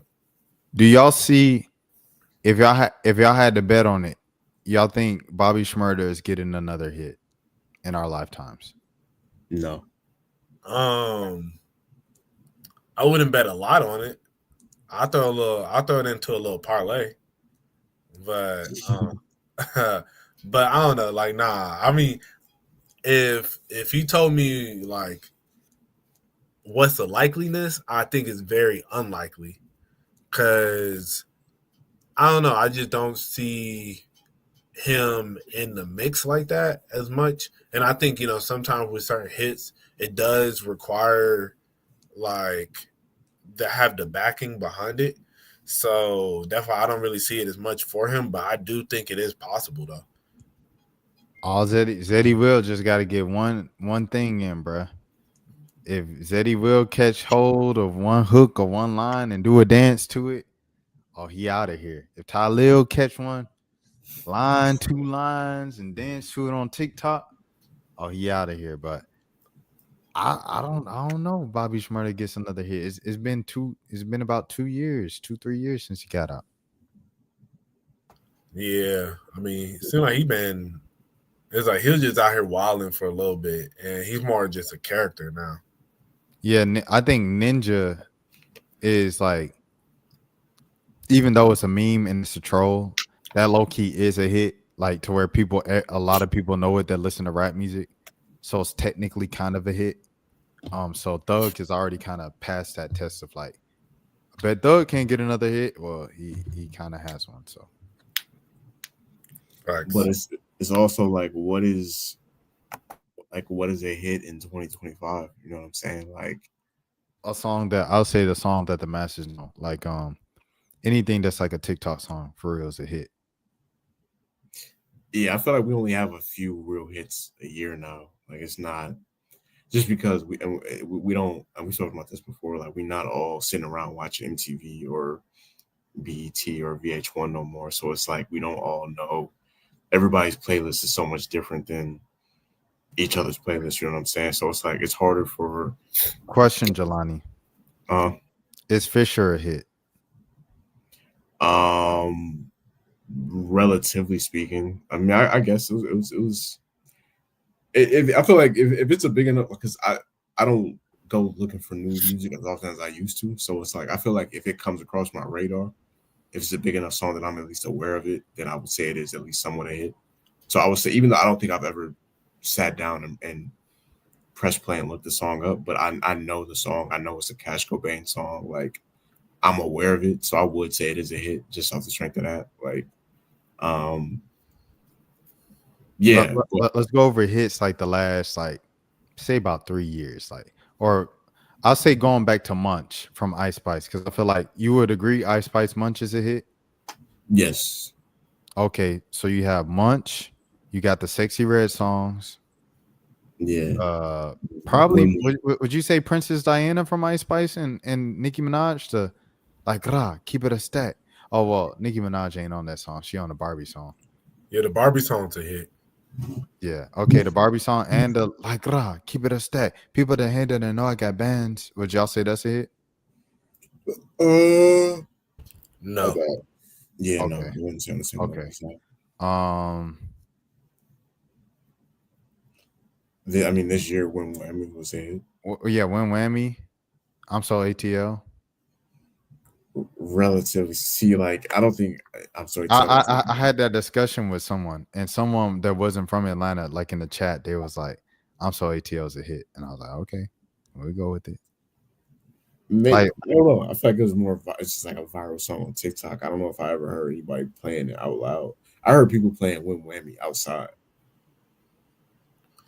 Yeah, I think because you can have a viral clip, but like that fairy song, I don't think that's a hit. It's viral. Yeah. you don't think the Fairy song is a hit? Bro, I've never heard any. I've heard the rest of that song. The rest of the song is not good. I seen her perform it at I seen her perform it, and everybody in the gym was like, because it was at a basketball game. She performed it at halftime, and she came out, and when she came out and she said she was a fairy, everybody stopped what they was doing and went like this and started doing the dance. I don't know, bro. I don't know. I'm saying, did they sing any other word past that? Don't nobody know the rest of the song. That's what I'm saying. That I think there's a difference between viral. So you Like, saying a hit, you have to know the whole song, like 4-2 Dub, we paid. nah, I think you got to know more of the song. Like with Win Whammy, like they know that first verse. They know that whole first verse. They don't know, like it's not like they only know like Lululemon. If all they knew was Lululemon, then I don't think it's a hit. But the fact that they can like the Pluto, what the blah blah, like when Take it me comes through on, there. take me through that is, I think people know the hook. Like I don't know, man. I don't know. People definitely know the hook. And I think they know. I feel like they know what's her name verse. I think they know YK verse. Yeah, they know her part. They know her part. Yeah, like they may not know Quavo verse, but that's what I'm saying. You ain't got to know the whole song. But if you know the hook in one whole verse, yeah, and that's what I'm saying. Like the fairy song, no. The I'm so ATL, no. Like okay, the Bunna B song with YK,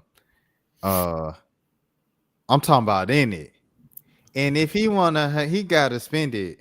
Won't F him, won't suck him into the business. Yeah, I saw the song. I feel like it's just viral. I don't think it's a hit. But they play that outside. I think it's levels to hit too though, because like it's like We Paid was that was a really like that was song was, I feel like that was one of the bigger, I don't know what it charted at, whatever, but like just as far as the impact at the time, I feel like that was one of the bigger songs of this decade as far as like rap music. Like that song was that really soundtracked the pandemic. Back in Blood. We Paid the Box. Yeah. Those are like the main ones I feel like from that time. What would you call Ballin' a hit then? That was a hit song. Roddy Ricch. Yeah. Oh, that's for sure a hit. I'm a done with 40s on the G. I drive into the right. That's one of those. I will honestly say I think in the top 20 songs of the 2020s. I agree with that. Yeah, I think 20 because top 10 would be a stretch, but for sure top 20. Can I say another hit? What? Not Like Us. Yeah, of course that's a hit. Yeah, bro. massive hit. Yeah. I mean, can I say another hit? Somebody Loves Me. Yeah, like, I mean, so, but but is Nokia a hit? Yes. yeah, yeah, Is Luther a hit? yeah, Is Yeah. Squabble Up a hit? yeah. I guess Yeah. squabble a bit. And It's TV not. off, TV off his too. TV off his too. You think TV was a hit? Mustard. See, that's one that I feel like is. I don't know. I feel like it went more viral for that part than the song itself. So the second half after he yells mustard when he's like, "Turn the TV off. Turn the TV off." Oh, I love the song. No. I'm saying like people like play that outside and dance to it. But so I will say, I don't know if people really know the verses, to really be like, okay, this is, because then I'll say, if we're kind of doing the back and forth, Spider-Man, Superman with Drake. I don't like, a lot of people know, like, she took me for Spider-Man, Superman, but then it's just like, do you really know the song though? It's like with TV off, I think it's like, turn the TV off and like, mustard. But then it's like when he started rapping, are you finna start getting your bag with it? I think it would squabble up for sure. I think, of course with Luther as well. But yeah, but if I say with TV off, I don't know. It's subjective. I mean, I think it's a very good song, So You could say the joint with AZ too. They playing that on the Gatorade commercials. but yet again, I think that's viral, like more, that song's more viral, I feel, like, cause you can't, I don't know nobody finna rap Kendrick verse for that. Like, they're not finna, and they may rap AZ Chike verse before they rap Kendrick verse on that. 1,000, 1,000, 4. A young man, I just singled me a goat. That's my favorite song on the album. But Hey now, say now. I think Peekaboo is a bigger hit than TV Off. Yeah, Peekaboo, yeah, Peekaboo. Why was I singing Hey Now? I guess I got them mixed up. But shout out to Hey Now too. But yeah, Peekaboo, yeah. Yeah, the AZ Chike joint was pretty. His verse was pretty big, like you said, Mo. I look at guys stop stomping feet. Kirk Franklin, like that line was very, very well known and stuff like that. No, facts. Yeah, So I think, yeah, definitely if people know like a verse and at least the hook and at least a verse, I think that's a hit. Does Tyler have a hit in the last 2 years? I don't know if Tyler ever really had like a real Earthquake is hands down a hit. Earthquake is a hit. Yes. Facts. Tyler is a huge artist, but like Tyler he's huge, and you'll see his songs in like endorsements and commercials and things like that. But like, I don't know if Tyler ever had a song that was like Tyler never had like a Rihanna umbrella or something like that, like a real just major hit song. It's hard to explain. I'm a Tyler fan, so it's like obviously I like the man. But you don't think Earthquake is like, I felt like Earthquake was the closest that he's gotten to a normal level hit. Yeah, that might be the one. Earthquake. I feel like Sticky had the potential. Like if they had shot a video for that, I definitely feel like that would have been one of them ones that, because I've said this a bunch of times already, but like the job I was working at, I remember around this time last year, when the album came out, they were starting to play Sticky on the radio, and I was like, yo, that's crazy. I never heard a Tyler song get played on Atlanta radio. But yeah, I don't know if he's ever had like even though he's obviously huge, pause, but yeah, no, I don't think he's ever had like just a massive hit song like that. I'll tell you all the songs he had on the radio. Yonkers was on the radio. I don't know if Yonkers got played. I don't think Yonkers got played on the radio. No, it was on MTV every day too. It was on and you can see it on MTV, and you see it was popular on YouTube. But like I know V103 or 107.9 wasn't playing Yonkers. Well, remember he didn't hear his song on the radio until like See You See Again. You Again. yeah. But okay, See You Again was on the radio. What's Your Name was on the radio. Earthquake was definitely on the radio. I think Yeah, What's Your Name on might be the a radio. hit. I don't know. I don't know if What's Your Name is a, but it was pretty big. But I don't know if What's Your Name was bigger than Earthquake though. I think Earthquake is hands down his biggest song. Or you just saying in general like it's a hit period? Yeah. Especially It's with crazy. YoungBoy first. Yeah, Sticky got outstreamed by Like Him. Yeah, that's his biggest song on the album. Yeah, and Like Him is definitely not a hit.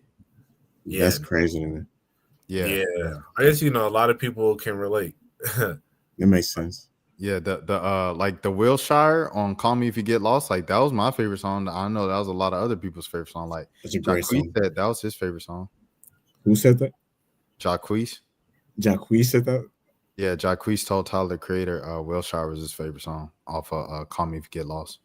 Oh, that's dope. I didn't know. I never knew Jacquees' favorite song on Tyler's album until now. Yeah. It's a random fun fact I could say for myself. Shout out to the king of R&B, Jacquees.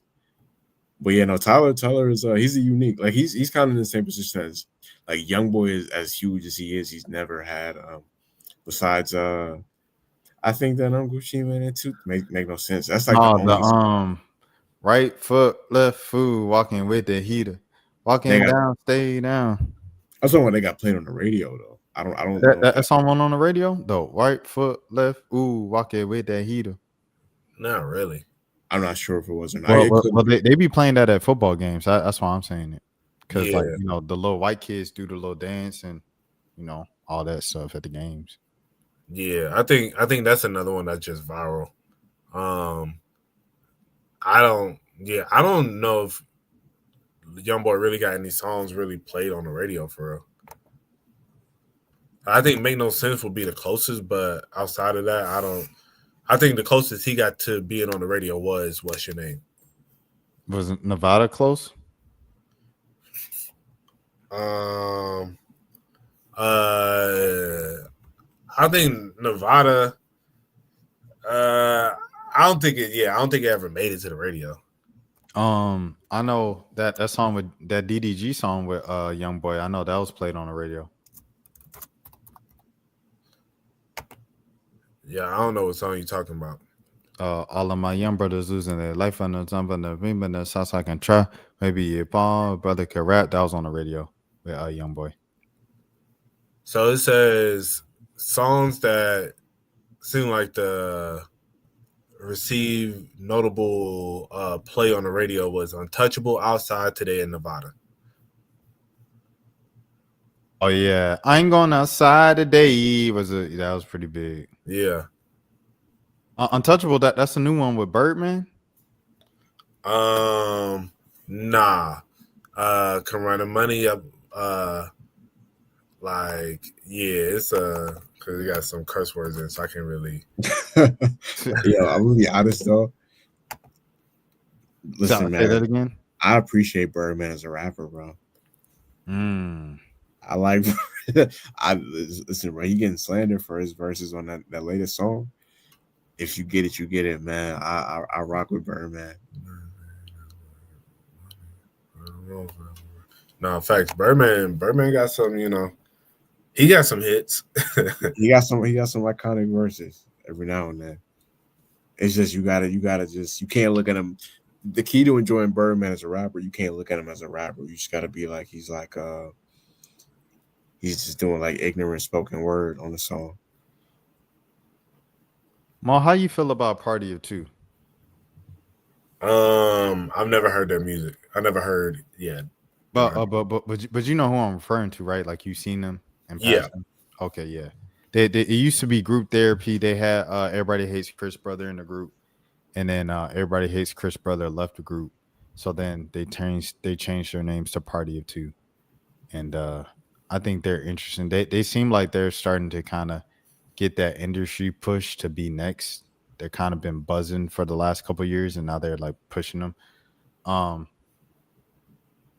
And like, how y'all feel when people say like, because I talked about this last episode with Mo about Raven Lenae being considered a new artist. Raven Lenae's kind of been, I would consider her famous since like 2016, 2017. So I don't know if necessarily she should count as a new artist and like as a breakthrough. Like it's kind of like with Doechii, how Doechii last year was considered new, and Doechii's been like kind of known since 2020, 2021, and been performing at the BET Awards since 2021. So like, what do you guys consider like new or a breakout year for someone who you feel like already broke out? What do you mean by that? Because if all right, so say Party of Two did blow up. Party of Two has already been kind of known for like the last couple, like with their old name, they were known as Group Therapy. They were relatively known on the internet, underground and stuff like that. Like, say if Tony Snow, right, has a big radio mainstream hit. Tony Snow's been known underground for like 10 years. Mm-hmm.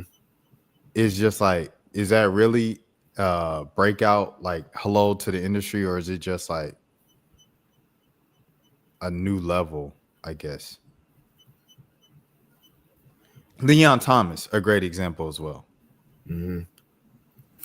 I think, yeah, I think the radio definitely does give you that kind of, because it puts you, you're going to be heard in just a whole different, by so many more people. Because we have many people who do listen to their own playlists and got Spotify and Apple and all that stuff. There's a lot of people who do just tune in, especially on the drives home. Because when you're stuck in traffic all the time, like to and from, I think definitely those radio stations play a factor. Because when I used to have to drive to and from work, like, and I'm sitting there driving mad long and stuff, it'd be like, man, you get kind of tired of listening to the same stuff. So turning on, listen to what Steve Harvey and them talking about in the morning, whatever, or what they got going on V103, all that different stuff. I definitely feel you're gonna inevitably hear other songs, hear those songs that's outside of your normal playlist. So I do think, yeah, radio is one of those things that is kind of helps make that breakthrough. Okay, another follow-up question to that. Say if Mick Jenkins had a radio hit next year, would he be nominated and like presented at the Grammys, performing at the Grammys as a Best New Artist nominee? I ain't gonna lie, I'd be kind of mad. I'd be like, Mick Jenkins been around dang 10 years. Right. I mean, I guess it's not about how long you've been around. It's like how long have you been in the mainstream public eye, And I think that's where they kind of like look at it from. Because I get it, there's a lot of artists who make music for years and then you finally get heard and then now you're at this new tier. So because of that, you are now seeming like a new artist, even though some people may have heard of you forever, they'll be like, and because that's usually how it is, it's like usually people have been making music for a good amount of time and then they have their shining moment, So like if Leon Thomas won like Best New Artist this year, I wouldn't be mad at it, even though he's been around for a minute, So I mean, even though he hasn't really been releasing music under his own, like as an artist for himself, but he's still been very in tune, and so that's nah. I'm about to say Kalani, but nah, Kalani, she's never had no hit like Folded, but yeah, she was on Ring with Cardi B. That was huge. Yeah. Oh yeah. So she does got a Grammy at least. Yeah, but her individual music, this is the first one that really has taken off. It's really dope to see. I'm happy for her, and that's a great example of somebody who's been grinding for years. Because I've been listening to Kalani since like 2012. I mean, it's like 2013. and to see her now getting this mainstream recognition, even though everybody probably known about her, like just because of her beauty and then some of the other stuff that been going on.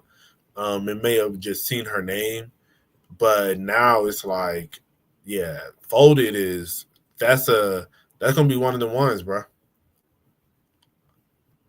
Yo, hey, Hey, I got another question though. I got another question. okay, Is Freaky T a hit? yeah, I'll say that's it. Cause I people don't know think the verse. I'm aware of the song just because I know like the name of the song. Whatever. I've never actually listened to it, but I will say just off the strength that I even know the name of the song and the name of the artist, I would say yes. Like if it makes it across my radar without me looking for it, without me going to search for it, I definitely think that makes something a hit because it's like in order for something to be a hit, there has to be a certain level of it just has to be like a part of pop culture for a certain part of time to an extent, and it is levels to it. You know what I'm saying? Like so obviously, certain hits are bigger than others, but if it's big enough that I'm aware of the name of the song, even if I never press play on it, I would say that that's a hit song. The 6-7 song. Y'all would say that's a hit or that's just a viral moment? Viral. Probably just viral. I'm gonna be honest. I be feeling like the old man, bro. I'm gonna have to do like my research. I'm still out the loop. I don't know what it means. I just know they got it from the song. But go I ahead, don't Mom. even. Now it's funny. Me and my sister was talking about it with my mom the other day, and then my mom was just like, what does 6-7 even mean? And because we was talking about my niece, and we was just like, it really don't have a meaning. She was like, no, what does it mean for real? And I was like, it really don't have like a meaning. Like I think like if you was to put a meaning to it, it can mean kind of like like iffy, like 6-7. But that's the closest thing to a meaning you can put to it. But it really don't have a meaning, and I don't know. It's just I think it's just funny. People just like they're just entertained with it.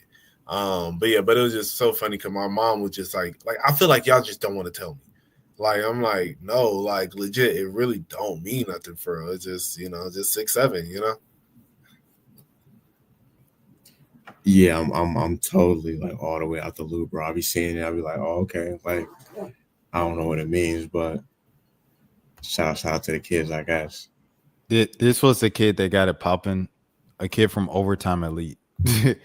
He was just like, "Hey man, what would you rate this on a scale of 1 to 10?" And he was like, "I don't know, maybe 6, 7." And they made it that a TikTok, and then that's how it started. How LaMelo Ball get involved?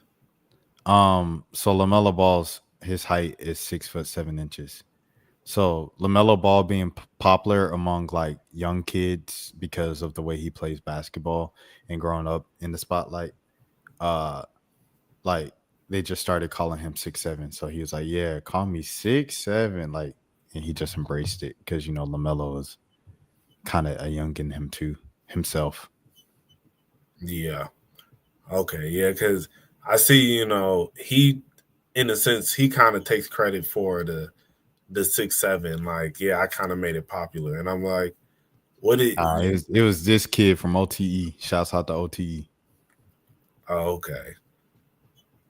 Yeah. I don't know, man. Yo, real quick. So, yo, I want to make a list of what's gonna be our barbecue songs when we are like 50 on the grill.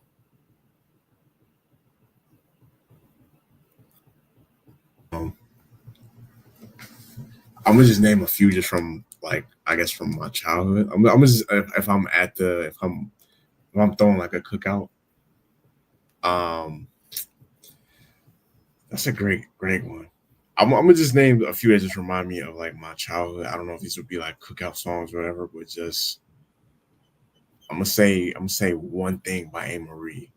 This is the first thing that comes to mind right now. Just um I'm gonna say mesmerized by Wiz Khalifa. It just feels like a cookout vibe right there. Obviously, our generation of cookout music is gonna be different than like previous generations. Like it's not gonna be. It wasn't really no rap getting played at the cookout when we was like little kids. It was mostly like 70s, 80s R&B type music. And I would have some of that too, but more so from our era. I'm gonna go.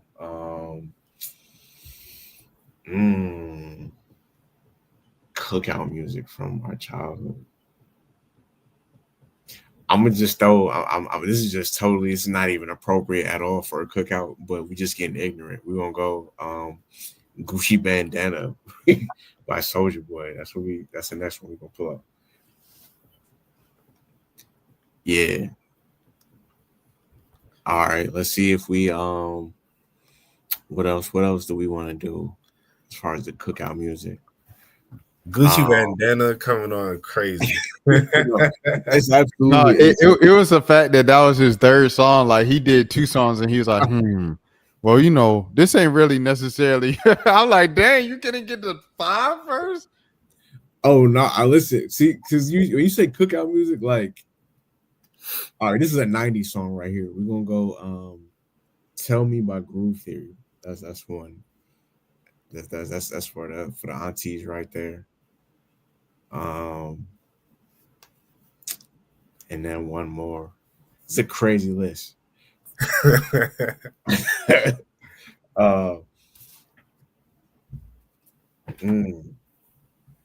This is tough right here. I'm imagining this man doing the bird walk in open toe shoes with tongs. This is all stuff that I would play on the aux right now though. Like if it's my own personal cookout and it's like, listen, y'all gotta vibe with me. You just gotta follow me. I'm gonna go In the Wind by Trick Daddy.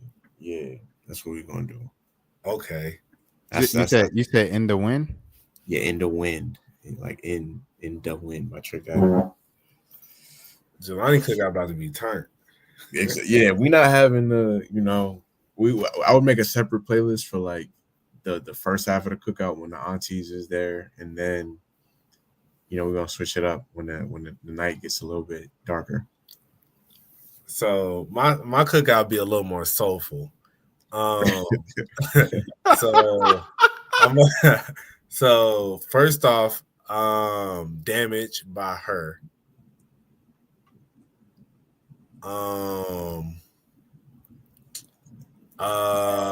It was just Snooze by SZA. Comfortable by K Camp. Yeah, shout out to K Camp and his whole family. That folks just hit me today. I was like, I ain't in the city no more. I'm sorry. They said, oh, okay, I'm so sorry. Dang. Well, shout out to K Camp.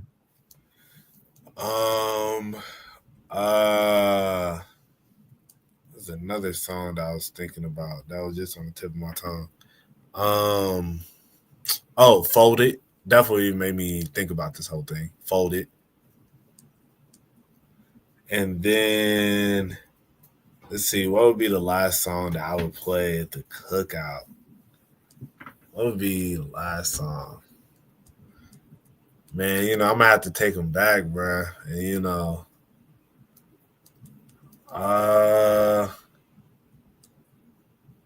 dang, that's I'm trying to think what would be my last song. That's a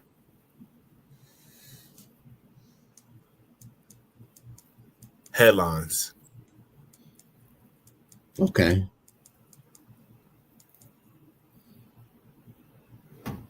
I was like, I got to put something Drake in there, but I'm like, because of course I'm gonna be the old head, be like, man, I'm telling you, man, that boy Drake was on fire, man. But I was like, I was thinking like One Dance or something like that. But I was like, man, I don't know, I don't want to. I gotta keep it. I gotta throw some little upbeat in there. But yes, I'll do Headlines. All right. Well, when I think of cookout, these are just some of the first songs that came to mind. Redbone. Okay. I gotta go. Beautiful. Yeah, no, that's a perfect cookout song right there for sure. For our generation. Yeah, That represents our generation. absolutely. And I gotta keep it for real. Give it to me. Okay. Okay. All right. Now these last two are kind of toss-ups. Does Candy count? Candy. Tastes like candy. I can feel it when you are. I mean, it's not our era, but it's still. I mean, But it's gonna be played at cookouts when we're doing cookouts. All right. For the sake of the conversation, let me think. I had a 90. I mean, my bad. I had a 90 song on mine. Say that. I was gonna say I had a 90 song on mine too. So yeah, I mean, Candy is like the 70s, 80s. Right? 80s, yeah. 80s. I'll say Umbrella, Rihanna, pretty basic.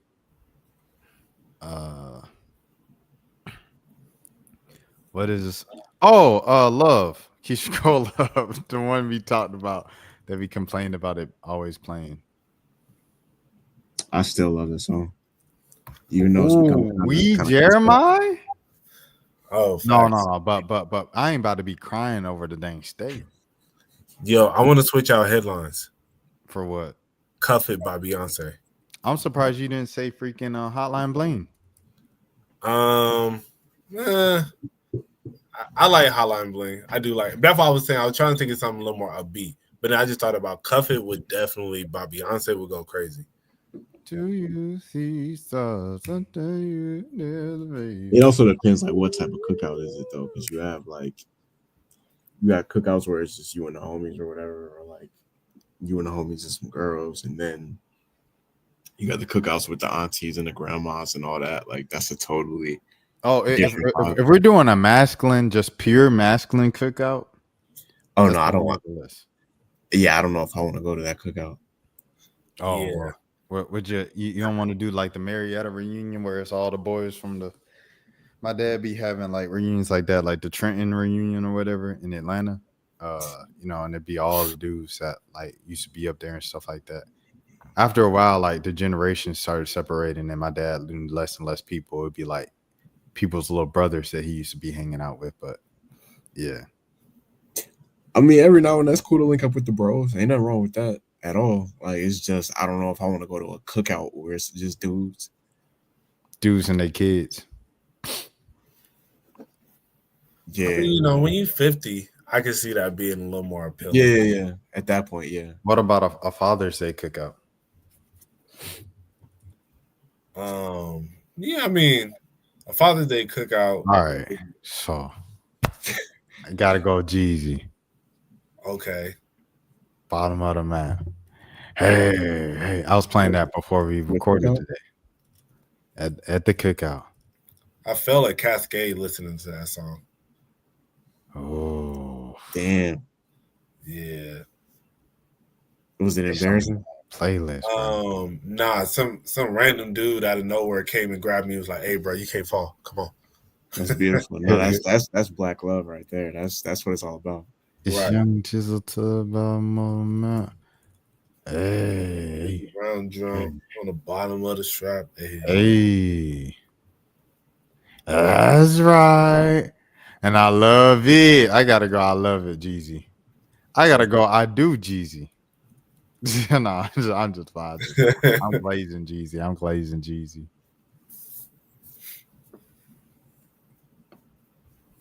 Y'all got any? All right, so I would do, if it was just me and the guys, I would definitely do 24s by T.I. Mm-hmm. That's definitely an Unk song for sure. Seen It All by Jeezy and Jay. Survival Tactics by Capitals Pro Era. Capital Steez.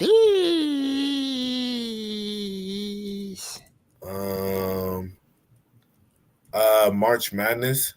Oh, dress it up and make it real for me. I was at my boy wedding. He African. They was playing all African music all night, and then they said we got to do this for ATL. ATL in the building, and they played March Madness, but I've never been so happy to hear March Madness in like 5 years. All right, last song. My last song, if we just doing the guys, I don't know. That's a tough one. I don't know what would be my last one. Do you do Dreams and Nightmares? Actually, yeah. There it is. Dreams and Nightmares. Yeah, I'm gonna go. I'll go. Ain't gonna let up. DG Yola. Right. I'll go. I'll go hard in the paint. If I'm with the bros. We'll take it back. We'll go. Young Blood's Damn. Take it back. What other one do I want to go to?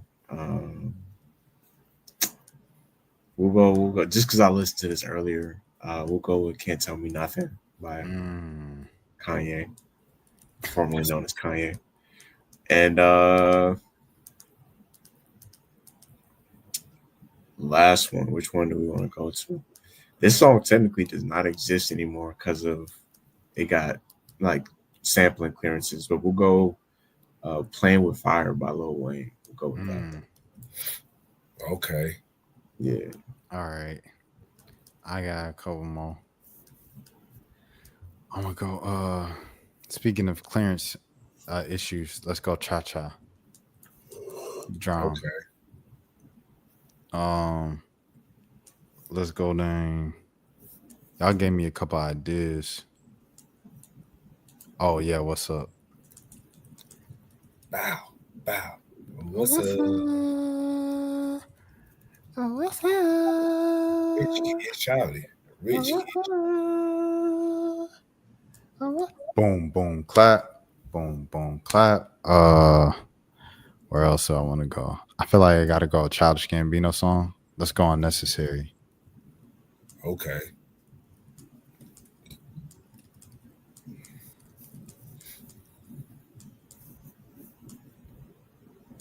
I spelled unnecessary wrong. It's a lot of stuff Gambino. Like I pointed it out earlier this week, like how Gambino was like the person who introduced the West Coast to Young Thug. There's a lot of stuff that just sounds like untrue about Childish Gambino. That's just true. Like he debuted the Young Scooter Columbia song on a mixtape. Like it's a lot of things that's like kind of weird about him. Like or fun facts that you would never know. You will never link to him. Yeah, I didn't even know that. Yeah. I still don't think he introduced the West Coast to Thug because I think Thug already had a connection with Nipsey. Oh, okay. Well, he introduced it to the radio scene. Okay. Like he played it on Power 106 for the first time. True. And they were like, "Who is this again?" And he's like, "His name's Young Thug." He's like, "He's from Atlanta." And then Childish Gambino was like, "Yeah, he's like with Gucci and them. He's like Gucci's clique." Okay. And he was playing them Danny Glover. Nah, that's what's up. But yeah. Okay. No, I feel like we got a solid little list. Solid playlist right there. Yeah, man. All right, well, shoot. Well, was that it for this week? Yeah, it can be. I had a list of albums I was going to see if y'all want to do a start bench cut. Okay. Let's go. Do you have pictures of them or something? Nah, I ain't got no picture, but I got them like written out. Okay, bet. I'll just pull it up as you mentioned them then. All right, so start sit cut between Let God Sort 'Em Out, Alfredo 2, God Does Like Ugly. I've only listened to front to back, Let God Sort 'Em Out, so I had to start that one. I'm a bench. I'm a bench. I'm more interested in listening to Alfredo too, so I'm a bench. God does like ugly, and I guess I'm gonna start. I guess I'm a yeah, no, so I'm a bench Alfredo too because I do plan on listening to that eventually, hopefully. And yeah, I'm gonna have to cut God does like ugly. But it sounds crazy saying that about two albums I haven't listened to. Yeah. I gotta start. Let God sort him out. I'm benching. God does like ugly, and I'm cutting Alfredo too. So yeah, I would start Alfredo too. Probably bench, let God sort him out, and then cut God does like ugly. All It's right. a lot of cocaine. Get the propane, get the bang thing. It's a lot of. I like that song. I love that song actually. Like that song made the album worth it to me. It's so much replay value on that song. I listen to that song probably once a day. Yeah, no, he snapped. All right. Life is beautiful. Don't tap the glass. Starline.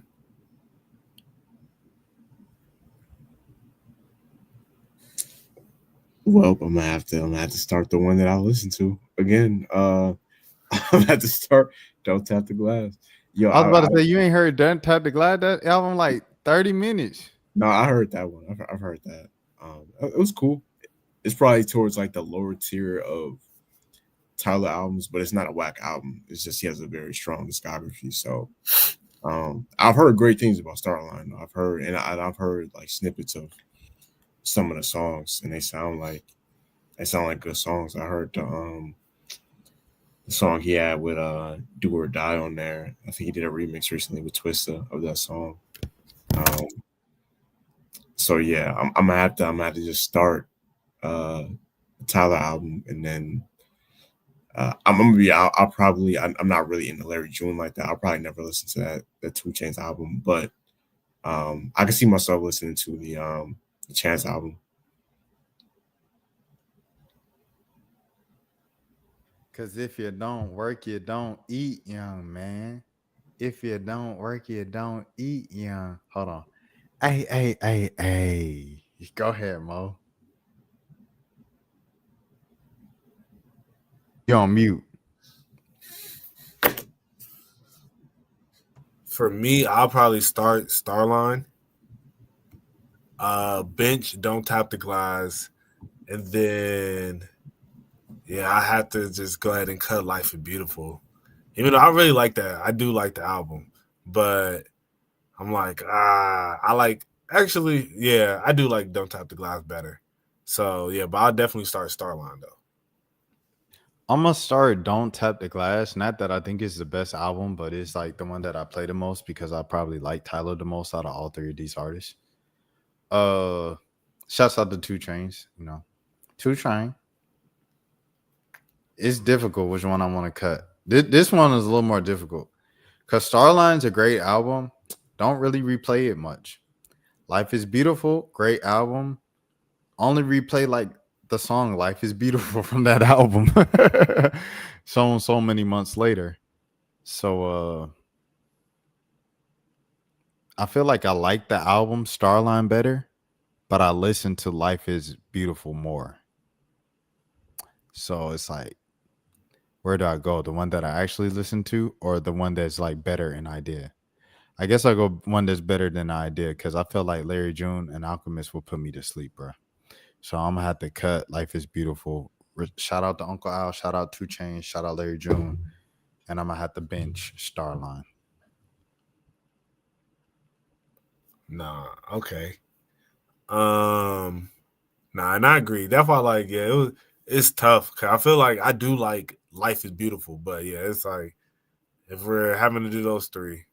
All right, next three: Futuristic Summer, Kiari by Offset, and You Scooty by Young Thug.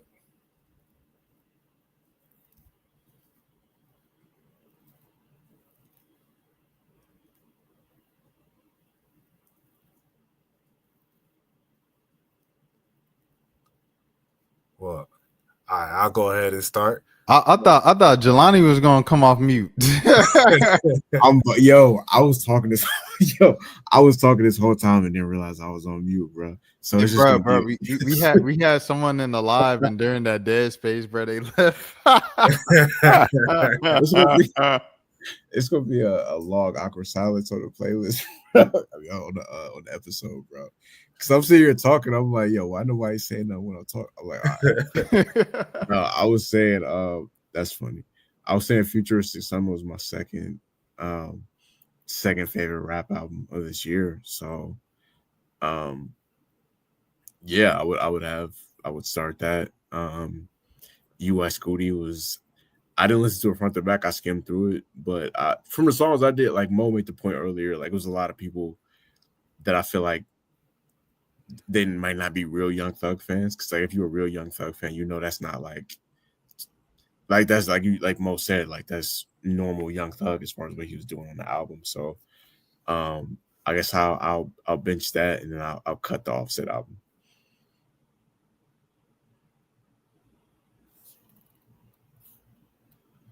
All right, Mo. So I will have to start Futuristic Summer. I will have to bench U Scooty. And then I'll probably cut that at Kiari. I think, Kiari was a good album. It was solid, but I like Thug better personally. I'm gonna have to go. I think we all started the same album.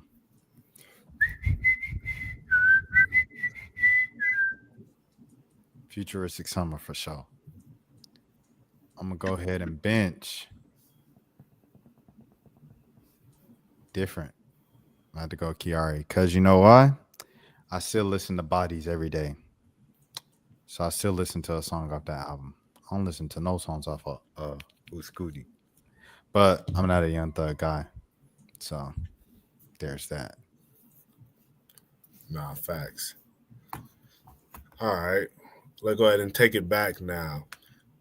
Big Sean, More About Nothing, 10 Day. All right, see now we in my zone. Young old nigga music. It's just you, like Usher you.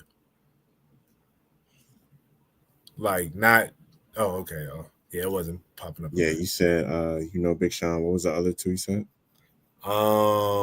More About Nothing by Wale and 10 Day by Chance. Definitely gonna be More About Nothing as the starter. That was like I'll say probably top 5 mixtapes that I probably played the most in high school around that time. The Big Sean tape that I played mostly was Finally Famous 3 and the Detroit mixtape. I gotta look and see which songs were on, Big Sean.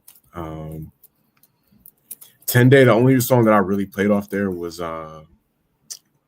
Juke, which is I used to play that a lot. That was my joint. I didn't really super get a chance for real until Acid Rap came out. So yeah, I'm definitely gonna start 10 Day. I mean not 10 Day, I'm gonna start More About Nothing. I'm pulling up the Big Sean track list to see which songs are here. Okay, definitely Get Your Son was my joint.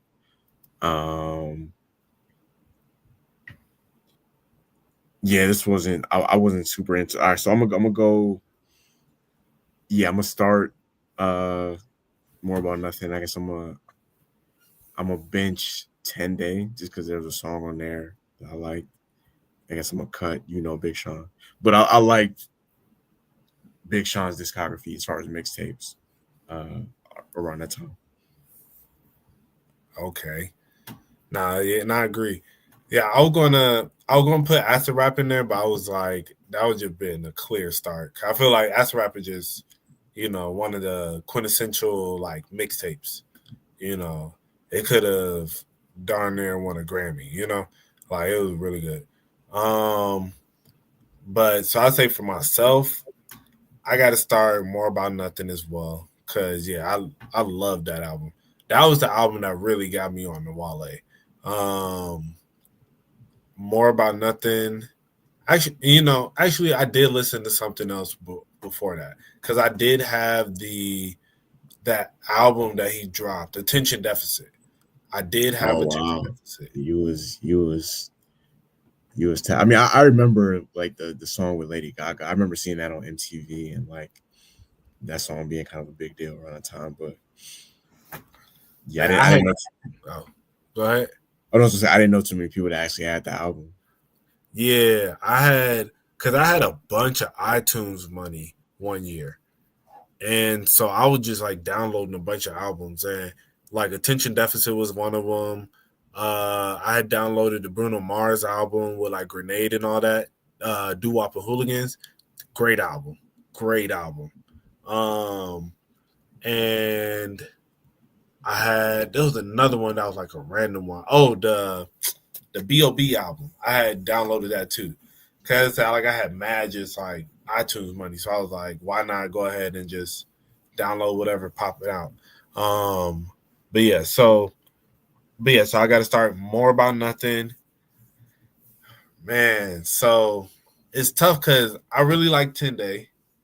I really like, Big Sean. But cause like Desire Want and Need, um, Get You Some, Tomorrow. Like I really enjoy those songs. But man, 10 Day, I'll have to bench. I'll probably have to bench, Big Sean, and then probably cut 10 Day. But yeah, because 10 Day was like, yeah, man, like especially like 22 offs. 22 offs really inspired me as a writer. When I heard that for the first time, because I was just like, bruh, this is so like just lyrically just creative, keeping that that kind of flow. But yeah, so and then like family and stuff. But yeah, but I will probably I'll probably bench 10 Day. Yeah, I'm gonna bench 10 Day. Cause looking at it like with family was a hard. I really like that song. So yeah, so I'll go ahead. Yeah, family. Me start. More about nothing. Bench 10 Day, and then unfortunately I have to cut. Big Sean. I'm gonna go start 10. Oh, disclaimer. I don't really know any of these mixtapes. All three of them I'm not really that familiar with. I do know songs on the Wale joint and 10 Day. So I'll say this. I'll say start 10 Day. I'm a bench the Wale joint, More About Nothing. I'm gonna cut Big Sean. Okay. No, I feel that. Yeah, when you get a chance, listen to Desire Want Need, bro. That's a really good song. Okay, bet. All right. Next one, Kids by Mac, Friday Night Lights by Cole, or Days Before Rodeo by Travis. Yeah, I'm a start Kids. I just got more memories with that, like high school era around that time. I'm a bit. What was the? You said Days Before Rodeo. What was the other one? Friday Night Lights. Oh wow, that's jeez. Oh, man. Yeah, I'm gonna have to. That came out. Friday Night Lights came out. That was perfect because that's even though J. Cole was like 26 at the time, still talking about college. Like I appreciated that as a high schooler. So yeah, I'm a bench Friday Night Lights just because I have I have memories associated with that mixtape too. And then Days Before Rodeo, I definitely have memories with that too. But that's more so like I was out of high school by that point, so that's I think about like working my first job around the time, like my first warehouse job. Like when I think about Days Before Rodeo. So yeah, I'm gonna cut that, but I like all three of those projects though. No, facts. Yeah, this one is probably the toughest one for me personally. Cause yeah, all three of these are just bring back so many core memories. I would probably Dang, which one would I start? I guess I'll have to go personally. Start Friday Night Lights. I will have to bench Days Before Rodeo and cut Kids. Because I think, Friday Night Lights to me is, I think, still one of J. Cole's best projects. Behind Forest Hill Drive. Because just some of the deepest, like, it's super relatable. But Days Before Rodeo, I really rock with Days Before Rodeo, bro. That was just such a great body of work. But yeah, I'm gonna have to. And then Kids, man, I love Kids, bro. So, but yeah, unfortunately, I had to cut Kids. Friday Night Lights get to start, and the Days Before Rodeo get the bench. Actually, no, I'm gonna switch it. Days Before Rodeo gets cut, Kids, because when you pulled it up, I was just thinking about like Outside and Senior Skip Day. Don't mind if I do. Man, I can't cut Mac. Yeah, Outside was a song I was just playing in my head just now. It's just like a certain level of like, I don't know, maybe because he was a teenager at the time and we were teenagers at the time. It's like a certain level of like unseriousness about that album. Like it's very lighthearted. You know what I mean? Right. Even though the movie Kids that it's based off of is extremely dark. Facts. Nah, for real, really is. Yeah, but no, that I definitely get a positive feeling about that mixtape. But I feel the same way about Friday Night Lights. Like Friday Night Lights is like I said, it just reminds me of being like 15, 16 around that time, like being kind of optimistic about the future. Like, you know, you're a year or two away from graduating high school. So right. Yeah. Some crazy ass kid coming knocking at your door, so let him in. But yeah, all right, Rashad. I'm gonna go. Days Before Rodeo has my favorite Travis Scott song, like Astro World, all these like super produced things with a gazillion dollars and stuff budget. Backyard is actually my favorite Travis Scott song. So that's tough, but I'm still have to cut it. I gotta start Friday Night Lights because it's darn near like better than a lot of people will say it's better than 2014 Forest Hills Drive. But it's up there. So I have to say start that, and then I gotta bench Kids because this track list is crazy, bro. Yeah. This is like my whole high school from like sophomore year to senior year. Like Best Day Ever came out, and we were still like revisiting this, like, oh, that's cool, but Kids though. No, that's a fact. It was crazy because Best Day Ever had some heat on it too. Yeah, Best Day Ever was like when he was kind of like had money and it was like produced and with the label and the studio. Kids was like you could tell it was like local recording or in his room a little bit. Like you could tell it was a little more low budget. Yeah, I'm getting sad now because we really did watch. That was the thing that made his passing away hit for me because like we really watched the whole. Like obviously I wasn't listening to him when he was like Easy Mac, when he was like. Oh yeah, no. I was 14, not 15. tapped in then. Yeah, no, I wasn't. But like when he became Mac Miller, like 2010, like I definitely was tapped in as like a 14-year-old kid, you know. Yeah, Mac is 3 years to the day my age. We got the same birthday. Yeah, he would have been like a senior in high school when he was like freshman. Yep. So like we kind of grew up to an extent with his music. Facts.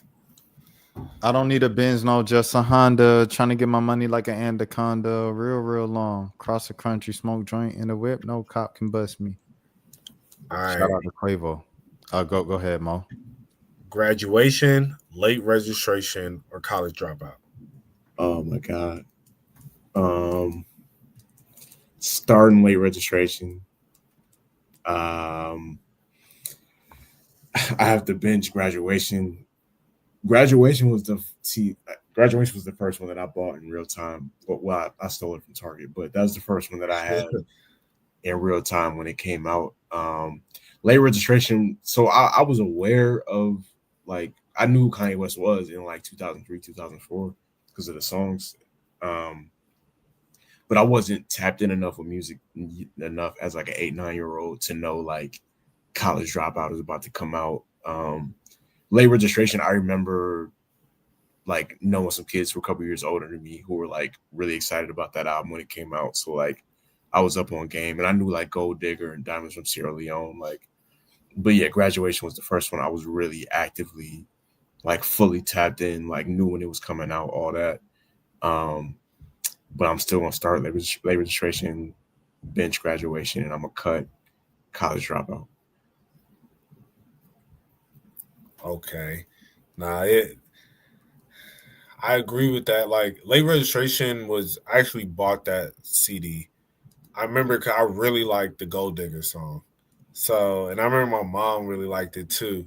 And I remember her talking to my aunt about it on the phone, like after I got the album. And she was just like, yeah, like you heard this one song, talking about like, it like do sound like Ray Charles on the song or whatever. Yeah, but um and I remember when I bought late registration, I actually I tried to convince my mom to let me get the College Dropout too, but she was like, "Nah, you good with just one." But man, I'll probably have to start late registration too. 'Cause I feel like Graduation, like I definitely enjoy that album, but I think like just was the same thing Rashad was saying about like the Travis Scott stuff. Once it gets like super produced and stuff, like I think you really feel the soul in late registration and College Dropout. With Graduation, I feel it was like genuinely like a graduation to a new level for him. But at the same time, yeah, it's tough. But yeah, so I'm gonna go start late registration, bench Graduation. Now I got a bench Graduation. I'll put that second, and then I'll cut College Dropout. We broke, five broke. We ain't got it. Ain't got no money. Ain't got no clothes. I can't believe y'all cutting the College Dropout. I'm gonna start the College Dropout. Okay. I ain't forget where I came from. Boy, listening to the College Dropout your freshman year in your dorm make you feel like the dumbest person on earth. But I Very gotta condescending. yeah. We were talking about that in our dorm, like freshman year. We were like, bro, like just listening to the College Dropout here, bro. I feel like, what am I doing here, bro?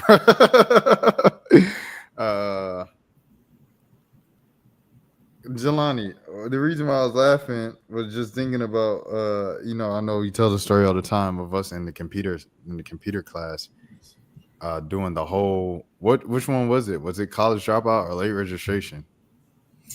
It probably had to be late registration if we was doing the whole album. Cause late registration was No, we did spaceships. Hold on. So we did College Dropout, bro, because we did spaceships. okay. That makes sense. I mean, I feel like I knew late registration more word for word than I would know. I know College Dropout. Like, actually, I know College Dropout damn near word for word too, except for Breathe In, Breathe Out is I don't like this song.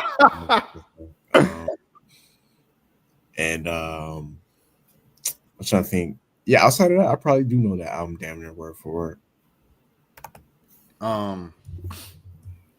You look at Barry Bonds. I was in the car with Mo playing Barry Bonds like a couple months ago. Oh my gosh. Talk about a terrible song. True.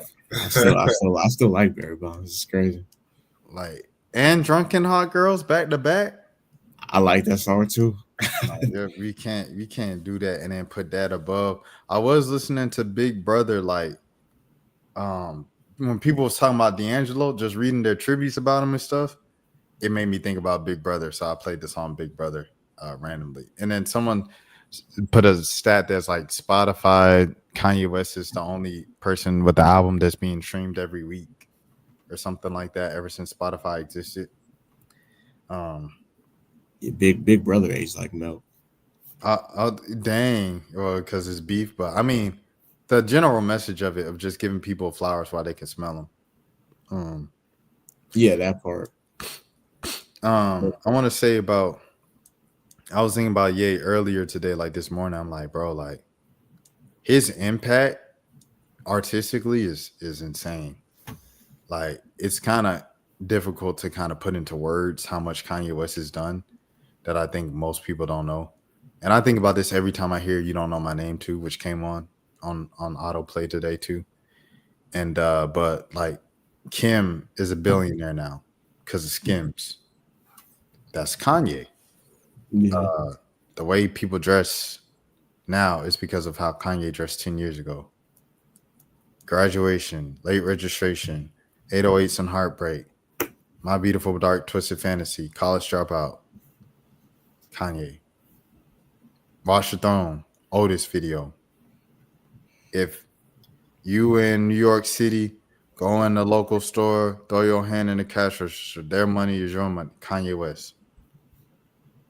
Like, it's too many moments, bro. Like, it's insane. I put on for my city, Kanye West. Slum Village, Selfish, Kanye West. Cameron, biggest song, Kanye West. Like, it's crazy, bro. It's crazy. Common's biggest songs, Kanye West. Sahai's biggest songs, Kanye West. The reason why we have John Legend, Kanye West. Go ahead, Mo. Oh no, you good. That was it. That's all I wanted to say is like what he did on Earth, bro, is like insane. No, facts. That is a fact. Yeah.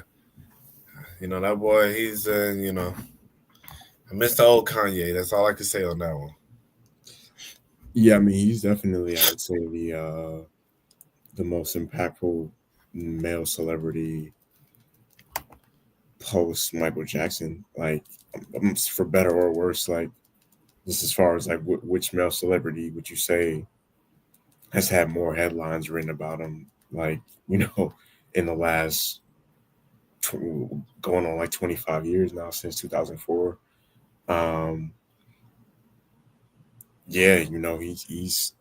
I mean, and that's not even just to make it about the tabloids. Just you know, man, we'd be here all day with like the songs that he produced for other people, the stuff he did for himself. Like, yeah, it's unfortunate that like his last couple of years kind of, you know, I don't want to get sad talking about it, but like, yeah, a lot of it is overshadowed.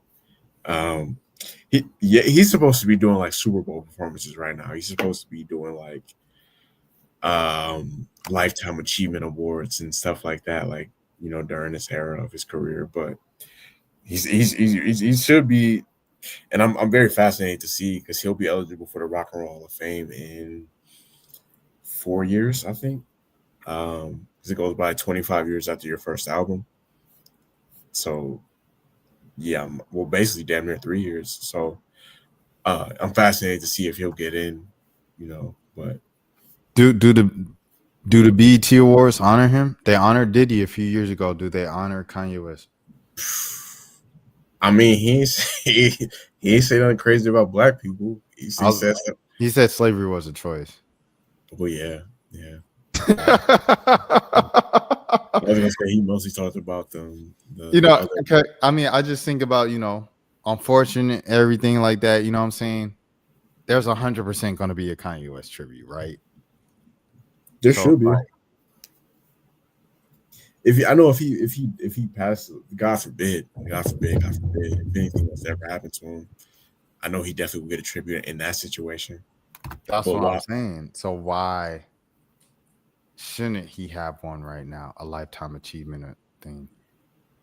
He should. The closest thing I've ever seen. I know he got was like the 2015 VMAs. They gave him like a Video Vanguard Award, and that was the year. I don't know if you remember when they gave him like,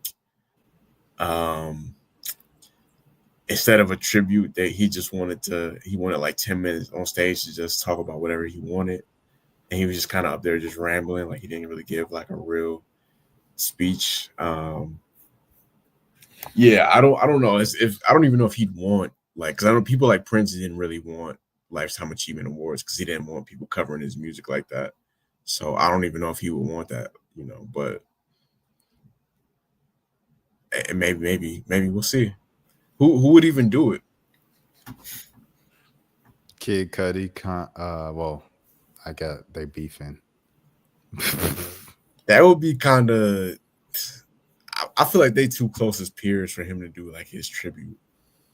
And no, Kid Cudi is still a little brother. Like Cudi came around 08.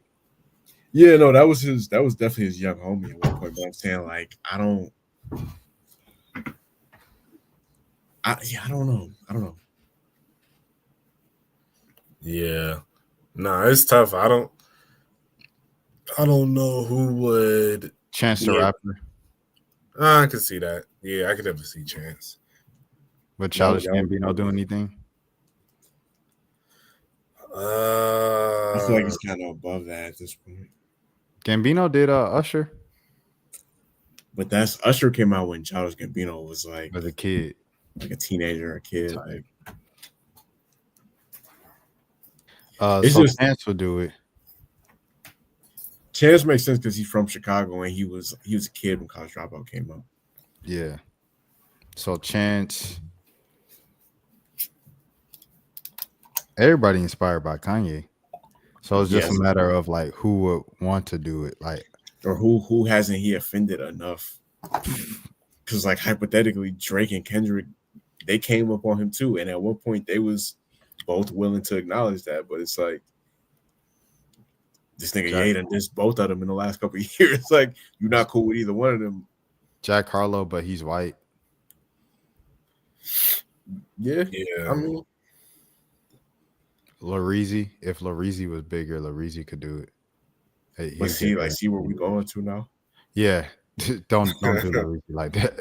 No disrespect. I'm saying like it's we like it ain't that many on a mainstream level that you. Well, because it would have been Tyler, Kid Cudi, Gambino.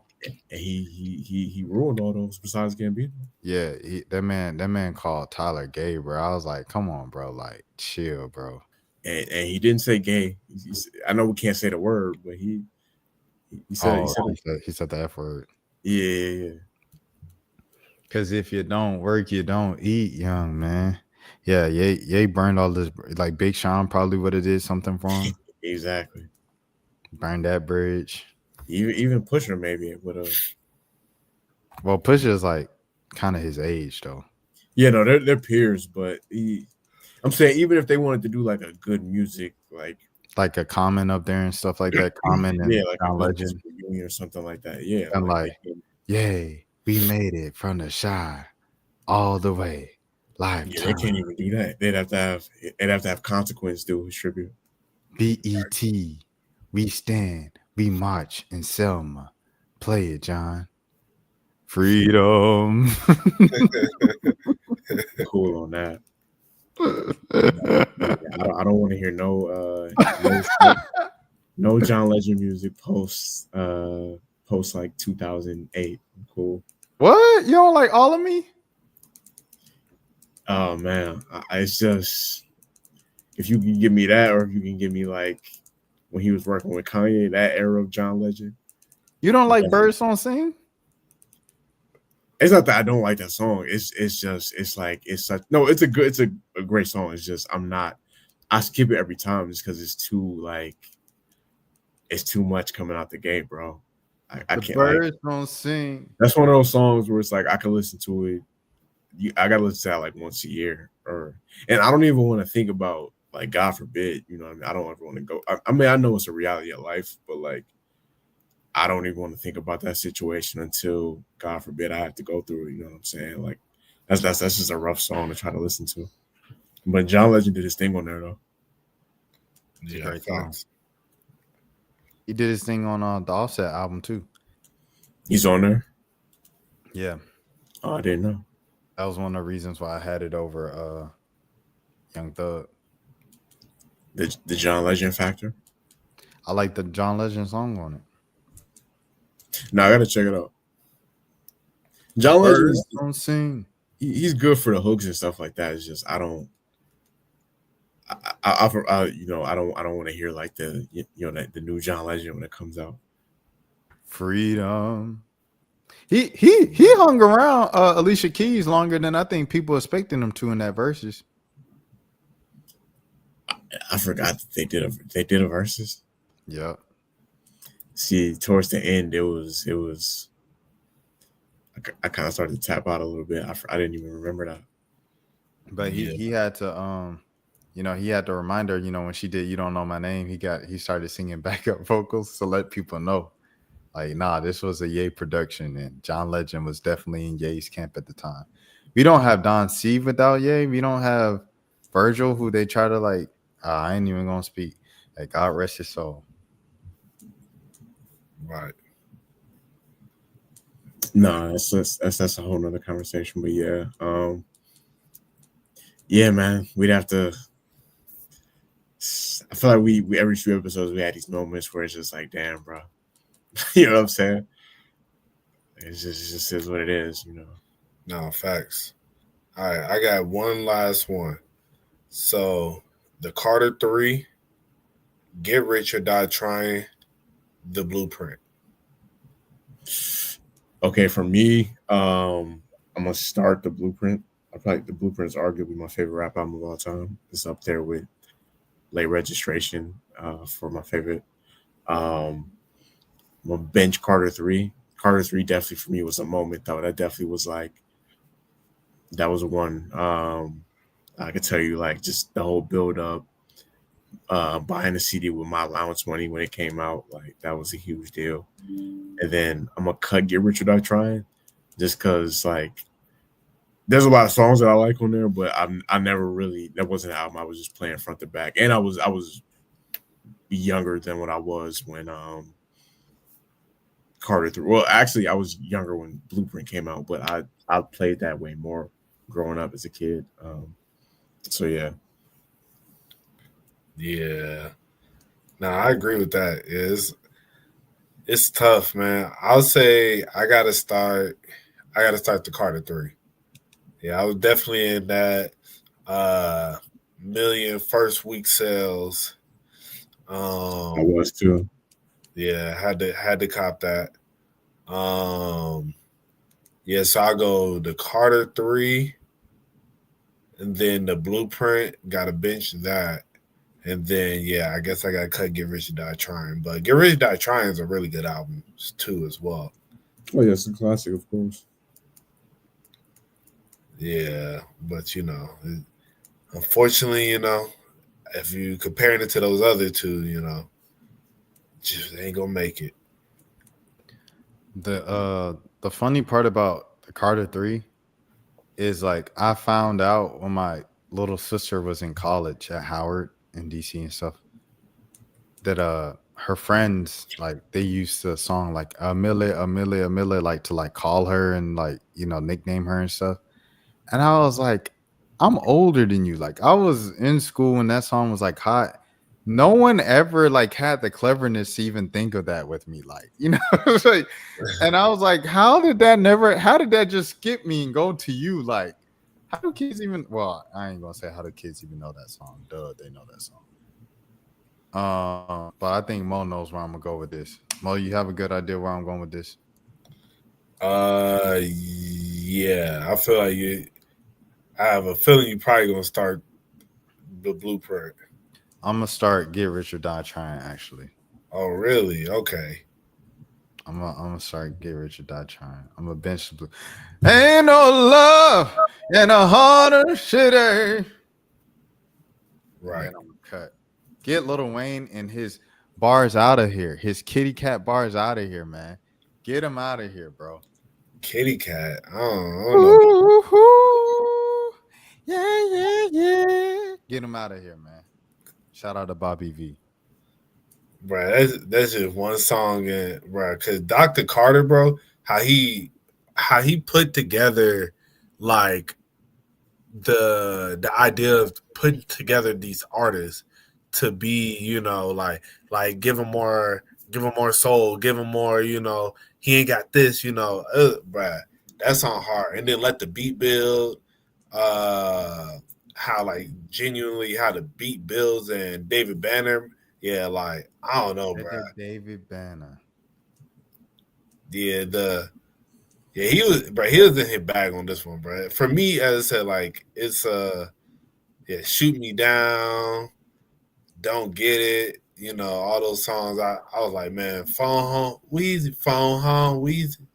Yeah, all of right. That yeah, for me that was it was such a moment in my life, bro. So yeah, the Carter 3 for me. But I get it, like, everybody ain't rocking with it. Shout out Lareezy, shout out 504 Icy Girl, shout out Juvie, shout out Cash Money, shouts out to Master P, shouts out to UNO. Know what I'm saying? Whole campaign for sure. I love New Orleans. I love the 504. I love everything except for the football team. But yeah, man, get that out of here. No, Carter 3 is a personal classic, but I know you're not really a Wayne fan like that. A big part of it though was the whole build up, like everything that went into it, just the wait in between 2 and 3, and just the mixtapes and all that. It was a special time. Even though I know you're not a fan. Right. Just is what it is, man. No, I feel you. Is Michael Jackson on this one too? Yeah, he is on the remix of Girls, Girls, Girls. Michael Jackson being on the Blueprint is hilarious, bro. they had 2 songs together, matter of fact. Dang. What was the song? He did there's a remix of You Rock My World with Jay-Z on it. How did I not know that? It never got played on the radio, and I don't think it ever got officially released as like a single. But, because I had that CD, the physical. Yeah, it's not on a it's like something weird or something like the European version or something like that. It's like something like that, but yeah, no, it does exist. I didn't realize that was Biggie on the first song until like I listened to the album maybe last year. I didn't know that was Biggie on the first song. Unbreakable. On Unbreakable on Invincible. I didn't know that. I don't think I've ever listened to that album front to back. You never listened to Invincible? Probably not the full album. No, I've listened to like the classic Michael Jackson albums, but like wow, Invincible, I just know You Rock My World and Butterflies. Wow. Well, I just remember because like it came out when we were old enough to, what I'm saying, be conscious. Like I remember getting it when it first came out, unwrapping it out the wrapper and putting it in the CD player in the car. Like I remember all of that. Yeah, that wasn't one my mom had in her collection. Yeah, I ain't gonna lie, I never listened to it either. I didn't know this many people didn't listen to Invincible before. No, I mean, it still was a big album at the time. Like I know, like there was the episode of TRO when he was like in Times Square around that time. Like I definitely know it was like a big deal when it came out, but that's 2001. You know what? Also, I think plays a part into it. Like you're technically like almost a year older than me, so like my mom is I think my parents are a bit older than y'all parents too. Like yeah, a lot of the time where y'all be like, yeah, I got this CD, I got this. Like I wasn't allowed to listen to a lot of rap as a kid. Oh, okay, yeah, my mom was in 2001. My mom would have been like 35, which is still relatively young. Like, yeah, we in our early. Well, I'm about to be 30, but we basically in our early 30s now. So, yeah, this is crazy, bro. I ain't gonna hold you. Him and Break It Down. Did have a song together. I don't want the sun to shine. I want to make love. This is like an R&B album for real. Shout Yeah, out they to go. Mike Jackson. Sit down and play the whole thing eventually. Yeah, I'm gonna have to go back and listen to it. But yeah, Unbreakable has got Biggie on it.